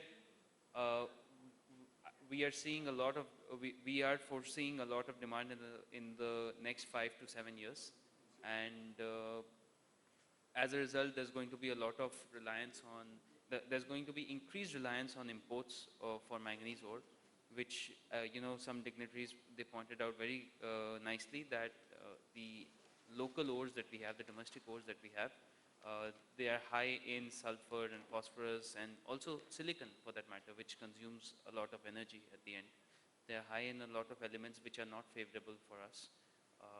But yes, if we are able to find beneficiation technologies, and if we are able to make them techno-commercially viable, then that would, go a lot. That would go very hand in hand with, the growing demand of manganese alloys and also the growing production capacities that are about to come online in the next 5 to 7 years. Thank you. Okay, so a lot of positivity around. We move to Somesh, because if the steel industry does well, then the Mridul will also do well. So I think the point I started with, and that's a general perception that steel demand will grow in India, and everybody agrees. Somesh, so the point is that, post 2030, it is not the question aimed at Tata Steel, but generally on industry perspective, we are looking at a lot of disruptions in movement because of, mines will be auctioned, some mines may not be auctioned, some mines might be retained by the government. So there is a possibility that the disruptions on raw material movement might jeopardize India's future for steel industry. So what do you think could be an alternative to what's happening what could happen in India, and is steel industry prepared for it? That means that if I have to import iron ore or any other material from any part of the world, because world movement can happen, but generally I would say in India we are almost 97-98% self-sufficient in iron ore. We have not looked at that subject so closely so far. So what is your view that how is India going to address this concern going forward? Yeah. Little difficult one, but thanks, Yushantu. It's quite a vast topic that you have given me to speak about. But being spent in raw material for some time and some time in strategy, I will try to do my best to answer this question. So we know that decarbonization is a threat. I would say it's a requirement. It's a requirement for the globe, for the world, and we have to achieve that. So the use of scrap has to increase, but still the scrap will not be so much that it will be able to provide the metallics for 2 billion tons of steel at least that is being produced right now. So iron ore will be there in future, and iron ore quality is reducing as we have already know the quality of iron ore in China, quality of iron ore in India. And so a lot of things are happening. We see news in the blending, strategies of blending being produced in Gannavaram. So people must have read about it. I'll not speak about it. So bringing ore from Brazil to India, blending it, and there's a market in India that will come up. Surely the growth projections of 500 million ton by say 2047. So it's a huge capacity. So iron ore requirement will be there. Iron ore cannot be replaced with scrap fully. So the blending strategy, which is already there in Malaysia, so Valley is doing it in Malaysia. They are blending it low-grade ores and supplying it to China. And that can be done in India also in a way. And India need to utilize, I think, surely Rajesh has focused on ferroalloys, but he knows about it. He is an iron ore mining specialist. So that India needs to use low-grade ore. But the techno-commercial feasibility is an issue. China have been doing it over the years. They are the largest miners in the world, but of low-grade ore. And they beneficiate, not only beneficiate, they do reduction roasting, grinding, reduction roasting, beneficiation, then maybe concentrated rate of around, say, 300 million tons out of that. That the figures that I had last. So that capability we don't have. There is still techno-commercially it's not feasible in India. None of us has producers of capacity to those type of, I would say, beneficiation and improvement in the quality of the iron ore. But those are requirement, and those are the need which is going forward till 2050 or 47, whatever the target is, those are required. There are challenges are there. So iron ore imports, I would say the financial challenges will all be there. So I will touch upon the challenges a bit in the sense you already know the exchange rates, what's happening. So we are trying to import certain things. It's very difficult to make it commercially feasible in this apart. Apart from that, challenges in the financial area, in the sense of steel making, is the interest rates. I would touch upon lightly on that, is that the interest rates in India are quite higher compared to the Western world or China in a way. So the need of profitability is much in India. So what happens, all these factors contribute to the project viability. Okay, so whatever viability in the sense iron ore project or steel project or ferroalloy project, in a way, it impacts in a big way. The few things that came into mind in this regard. Over to you, Shishandu. Thanks so much. So I'll move to Mr. Banerjee, Susim Banerjee. I think spent many years in steel industry. So what do you think, sir, that how the steel industry in India is looking at technology as compared to what we are doing today? And then you can share your perspective about the industry. Okay, thank you, Mr. Shishandu. Thank you, my fellow panelists, and very warm welcome to the guests, Steel Tech.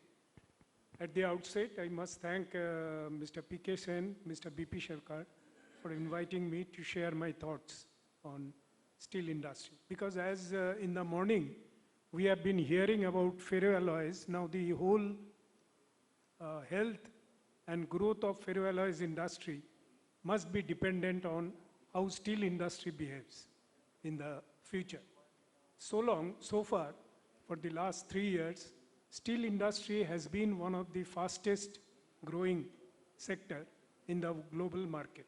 As India also has been the fastest growing economy in the world in the current period. So somebody mentioned about the elasticity of steel demand, which is now more than exceeding 1. That means if GDP grows by 1%, steel industry grows by 1.2, by 1.3, and more than that. So that is a very cause for, great joy for all of us in the industry. Very recently, in 25-26, India has produced about 168 million tons of crude steel and consumed about 164 million tons of finished steel, which is about 12 million tons more than last year. And if you go by that, 12 to 13 to 15 million tons incremental consumption of steel. So next 5 years, that is by 2030-31, India will be consuming steel to the extent of about 225 to 230 million tons. This is the same figure which we projected when the national steel policy was developed in 2017. We projected a demand for 235 million tons of steel. And I am sure at the rate at which we are progressing steel consumption in the country, we will be reaching that. So it is a cause for great relief. At the same time, what are the challenges? Mr. Shishandu has mentioned about some of the trade measures that the other countries are taking. One of them is CBAM, which is now going to restrict our exports. Incidentally, this is the first year after so many years when India has become net exporter. This year, we have exported about 8 million tons of steel and imported about 7.9 million tons. So it is a marginally, we are become a net exporter. And ferroalloys, I must say that this year we exported ferroalloys of 2.2 million tons and imported about 0.4 million tons. So that means the export opportunities of, not only ferroalloys but also steel is now going up. And that is a cause for joy. But at the same time, the recent West Asian crisis and the closure of this state of Hormuz is creating some problem. And I'm sure this will be, creating some problem for the gas availability as well as the availability of LNG, LPG, as well as crude oil delivery to India. That may reflect in some sort of price inflation, which is going to happen. And only thing is that manufacturing sector price, if you see the growth, I think we are getting, steel industry is getting a reasonably good return, so that the capacity expansion that are on the anvil will not be, constrained. Now, my last point is, only yesterday, OECD has come out with a big report on future outlook of total global economy. On Indian part, surprisingly, they have said one of the biggest challenge of Indian industry is skill development, the lack of skilled manpower. And that is, we were, in fact, I was slightly taken aback that this is the first time they have identified the lack of skilled manpower. Particularly, they have mentioned the availability of manpower in the upper level of education. That means higher secondary and up.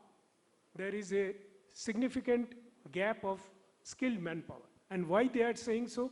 Because they are saying that in the next 10 to 15 years, what are the 4 areas which will take away all the attention, all the energies, all the revenues of the government is, there are 4 areas. One is artificial intelligence foundation, that means cyber security, cloud, etc., semiconductor, etc. The second one is the digitization, e-commerce, etc. The third one is electrification, that is electric vehicles, renewable energy, etc. And the fourth one is hard technology. That means modular construction, the decarbonization technologies. And all these are so much relevant for Indian economy to grow. I think this is a report. I will request all of you to go through it, and particularly the Indian part, and I am sure some of the major action areas can be taken out of this report. Thank you. Thank you, Mr. Banerjee. I think it's very insightful, the last 4 points. I would only top it up with one more thought that is coming to my mind. Is steel Indian industrial scale, it is formal, informal sectors, because in the last Steel Tech seminar also I raised this point that how do you build skill? So it has to start from the school level. So if you look at our educations, it is purely that you have to read books, you have to go to the exam centers and write something and get marks. So therefore, unless there is a little change in our education system, it is very, very difficult to get skilled manpower in the country. That's my thought that, and I don't know, we have been discussing this subject multiple times with the skill centers and the ministry, but I think not much has been done so far. Very, very relevant, Mr. Mukherjee, very, very relevant. In fact, if you see the current current state of, employment of particularly the youth, I am taking of 25 years to 35 years. The gig economy has become very, very relevant now. But you see the aspirational aspect. That is not giving their, good aspiration. And for that, it is very much necessary that the school children, after they pass out, may reach 9 to 10 standard. Then the new education policy has given them an opportunity that because of the parental pressure, etc., they have to earn something, so they can go out. They can earn for, say, maximum 3 years, and after that they can come back and join the education stream. This exit and entry policy has been introduced in the new education policy, for which there is a credit point system which has been introduced. And if the Indian youth can take care of that, the school living children, in fact, that has to be further, told to them.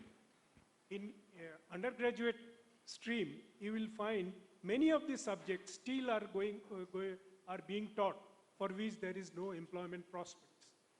So what best the college authorities can do, that they continue to teach those undergraduate courses, but at the same time, some skill development training also must be introduced in each of the colleges. In fact, we proposed to our Ministry of Skill Development had proposed to the Ministry of Education that you develop or you establish a training center, skill development center in each of the education colleges so that people can continue with their subjects, educational subjects, BA, BSc, BTech, etc. At the same time, they can teach, they can be taught in the skill development, but pertaining to their subjects. In fact, there is a great deal of emphasis on, artificial thinking, the creative thinking, leadership thinking. In fact, many of the industries, when we interacted with them, some of the MSME industries, they are short of leaders who can take those industries in the right path. So skill development in all these areas are very much needed. I do not know why the college authorities, university authorities are not so much aware of, so that in each of these centers, there has to be a skill development center equivalent to the subject that they are teaching. In fact, that is the golden way in other countries they have done. South Africa has done, Zambia has done, Brazil has done, and they are getting good benefits out of that. So time has come in changing our total education system, and vocational education must be a part of the total education. Great thought. Thank you. So I'll move to Mr. Nandi, S.K. Nandi. Mr. S.K. Nandi, vast experience in steel plants and also in consulting with Mekon, Dostur. So I think we'll take that points forward further, that now India is also aspiring to be producing steel differently. That means either you talk about EAF, hydrogen, so which is also a fact that we need better skilled people if we have to drive those technologies going forward. That is one point. And second point is, the point I was mentioning to Mr. Sankar Chaudhary is that steel, even after, I would say, more than 100 years, I think India is still dependent a lot on importing technologies, not really, taken some decisions that Atmanirbhar, real definition of Atmanirbhar is still not being practiced. So what's your view, having so much of experience in steel industry? Thank you, Mr. Chairman, and thanks to all your speakers. You see, I would like to stretch up a few points, mostly the problems and the prospects realized in the industry. In my opinion, the first and foremost problem is the raw material availability. Over the years, whatever good ores we had, particularly manganese and chrome ores, they have depleted. And now the time has come to import, as our earlier speaker has said, that last year we imported about 6 million tons of manganese ores. So to improve the quality of our inputs, we must think of beneficiation, agglomeration. I think this has to be adopted by each and every plant. And the next is the high energy and operating cost. As we know that electricity constitutes about 20 to 25% of the total cost of ferroalloys.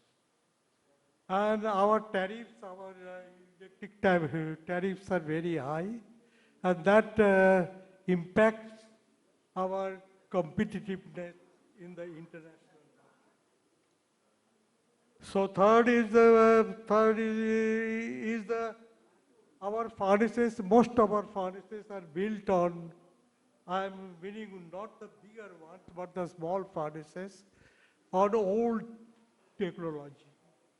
And that technology, due to this, that technology, our electricity consumption our electrode consumption are very high.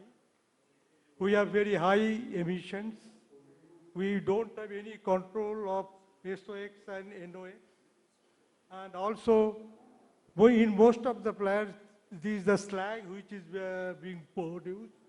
The reuse of that slag also is not being done.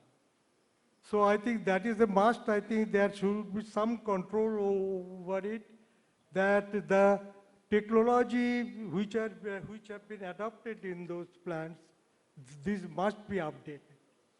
Because in most of the plants, there is practically no or very little automation. And without automation, we cannot improve the energy efficiency. And then environment we have already touched. And then to increase the competitiveness. You see, if you have to increase our competitiveness in the international market, you see, you can say, opponents in the international market, mostly China, Kazakhstan, South Africa, Brazil. So these countries, they get lots of advantages in form of subsidized power, and also their materials and the government support. In India, practically there is no such support from the government, and so that should be applicable. And I think the whole industry as a whole should approach the government for such policies. You see, one of the ideas which came up some few months back in a meeting, that someone proposed that for ferroalloys industries, we should have a cluster sort of, that means industrial park, which will only have ferroalloys, which will have good road and rail connectivity. They will get subsidized power.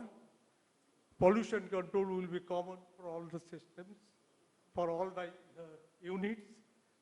So that way, I think that this competitiveness of the industry as against our competitors will gradually increase. And second, what Mr. Chaudhary has said, that technology must improve. That old technology which we are having some 30, 40 years back, same thing are being used now, particularly for small capacity furnaces, 9 MVA, 12 MVA furnaces. So those must be updated.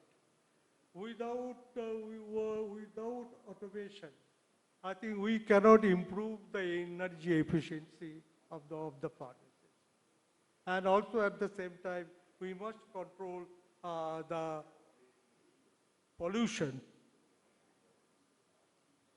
And then one good thing about the Indian industry is that we don't have to bother about the demand, because with the steel production, as Mr. Banerjee has said, that 300 million by 2030, and so our demand for ferroalloys also will exponentially grow. So there is no problem of the demand now and also in future. And another thing, that the value addition. The ferroalloys, I think already some of the plants here, they have adopted some production of low carbon ferrochrome. And this low carbon ferrochrome, particularly in the international market, they have got a very good demand, and it's a very, very profitable business up till now. But there also the inputs, you see, unless the inputs like chrome ore and silica chrome, which are being used as inputs, quality of those materials are improved, our competitiveness in the international market would be. That's all. Thank you, sir. Thank you. So, Barun, I think so far in India, we are known as ferroalloy producers. I think if you had to add one more word before ferroalloys, refined ferroalloy producers.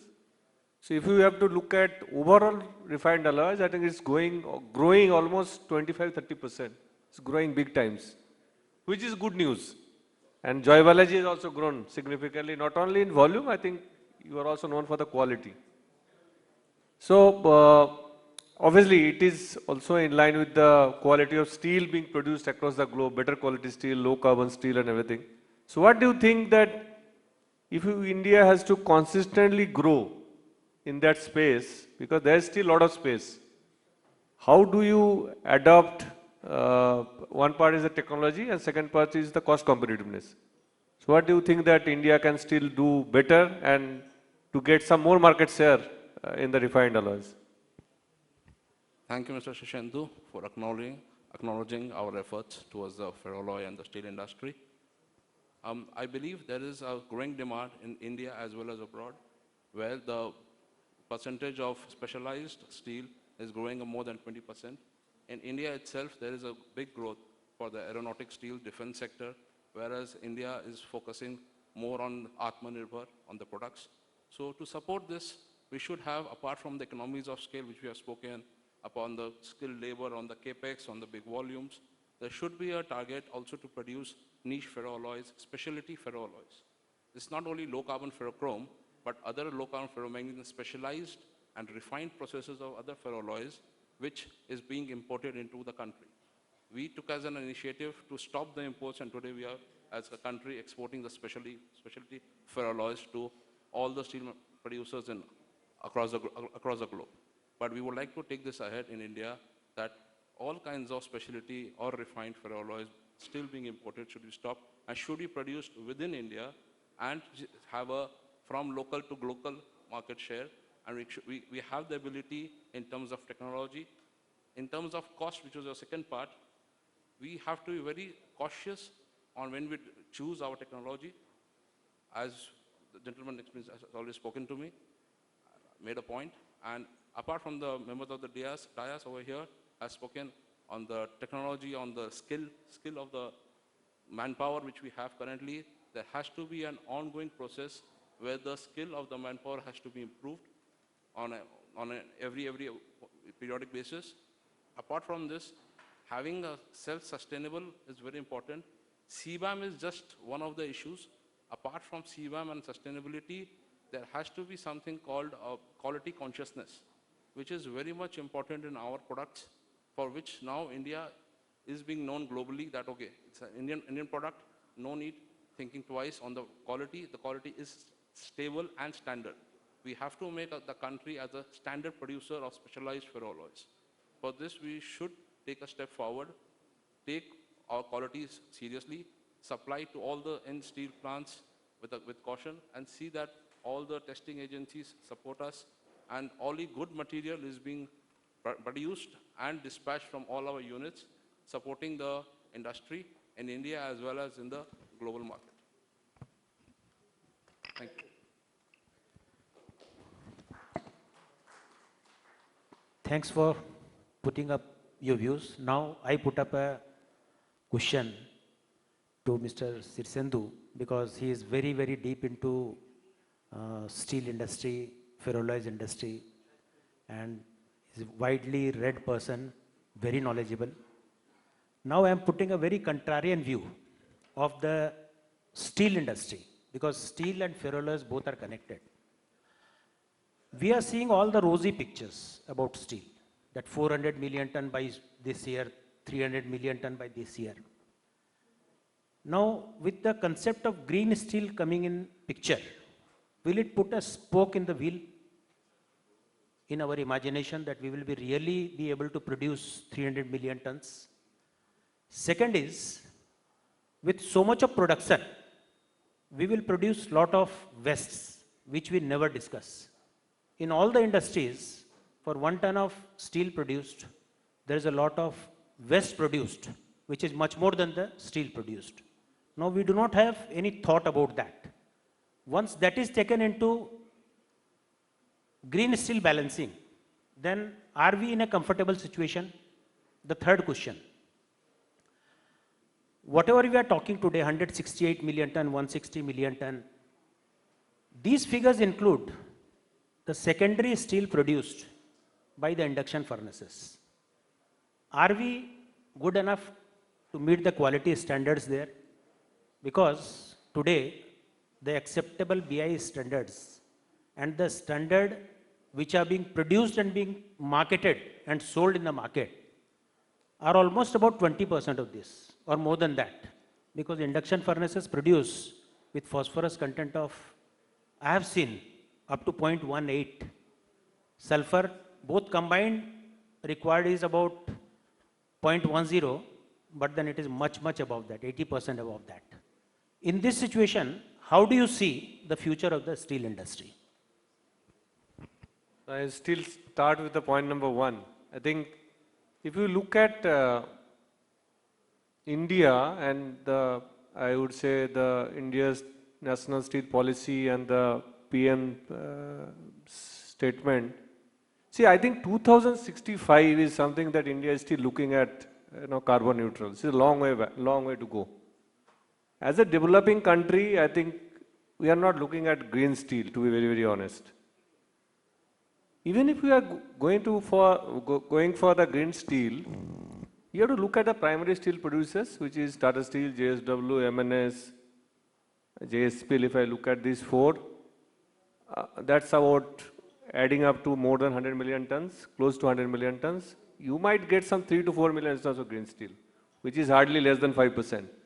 Not very significant, to be very honest. Neither government is proposing that India should adapt very fast. Because as a developing economy, and as I said, if your per capita income is $3,000, you don't buy steel at $800.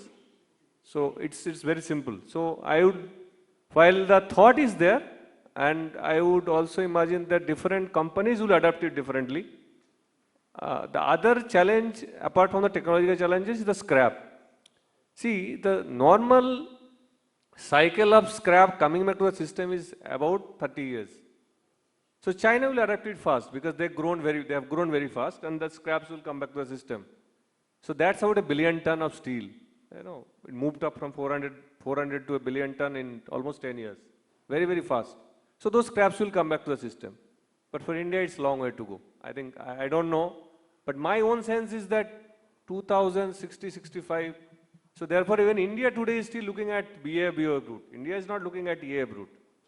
And all primary steel producers, it's not like one company. So thought is there, but if Indian per capita income becomes $7,000, then suddenly everybody will think about it. So that's the point number one. Point number two, I think in terms of waste, I would say, whether if you look at BF slag, LD slag, I think now everything is utilized. I don't think that nothing is thrown back or nothing is dumped anywhere. BF slag, what is the usage? The cement industry is taking almost everything. Even in the sinter plant and other aspects, I think LD slag, all waste are being utilized. I can, in my earlier role, I can say that we are really ramping up utilization of those faster because we need to have space even inside the steel plant. So I would not say that India is not looking at it. We are looking at it very, very seriously. How do you really utilize whatever you are producing even as waste? How can you get value from waste? I forgot the third point. So it has to be, we have to continue together. I don't think that India primary steel production capacity is not good enough to meet the demand of the country. Even though I would think that secondary steel producers are thinking about it to contain it, but as a process they cannot contain it unless there is some technological advancement will happen. But it will go, I would not say in a lot of even secondary producers are actually thinking to move into a primary domain. May not be the full volume, but part of their volume might come into primary steel, and then those BIS problems and other problems will get resolved. I hope I was able to respond to your queries. So I think thank you for all the panelists. I think it was a great discussing with all of you. And, oh, sorry. One is about the, 2 minutes, Mr. Very recently, there is a study by Ernst Young on green steel requirement in India. And they have said that about 5 million ton of green steel will be required in 2027-28. And this will go up to about 65 million ton by 2030. And then it will go up exponentially. Their main focus is on infrastructure sector, infrastructure asset funded by public investment, number one. Number two, green building. If you ask any of the new residents who are purchasing, first thing they are asking the builder whether it is a green building. So green building concept is now caught on. So for that, whatever steel will be required, they will be asking the green steel. Your next question is of secondary sector, which Shishendu has answered. They are a part and parcel of the total steel fraternity, but many of them are now setting up ladle furnace as well as reheating furnace, so that the steel, whatever they are producing, is clean steel, much less of phosphorus, which is a major danger. About the wastage part, he has very aptly answered. All our slags are now going in for the building purposes, road building, etc. No steel plant is now, sort of complaining, but there is a huge emphasis on solid waste management inside the plant. And every large players, they are concentrating on that. And I am sure particularly the water conservation has gone to the extreme. There is no water discharged by many of the large steel plants. So that is a cause of, thank you. Thank you. A big round of applause, such a lovely panel, and each one of you. And I especially also thank the chairman for conducting so well and finishing right on time. So before we go for a photograph, if you please, all of us, if you can stand here in the front. Come.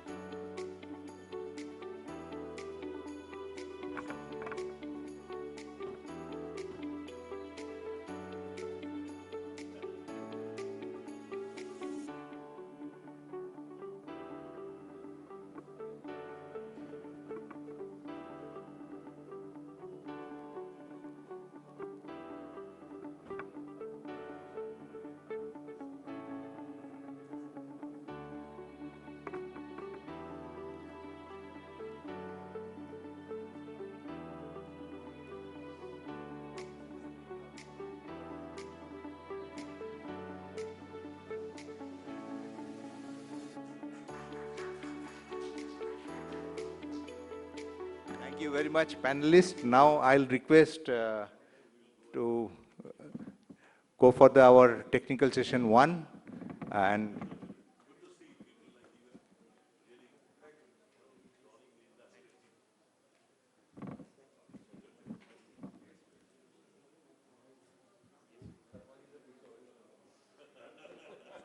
I request to make the table that Professor Siddhartha Das, IIT Kharagpur, he'll be chairing the session, and Dr. Ravi Chaudhary and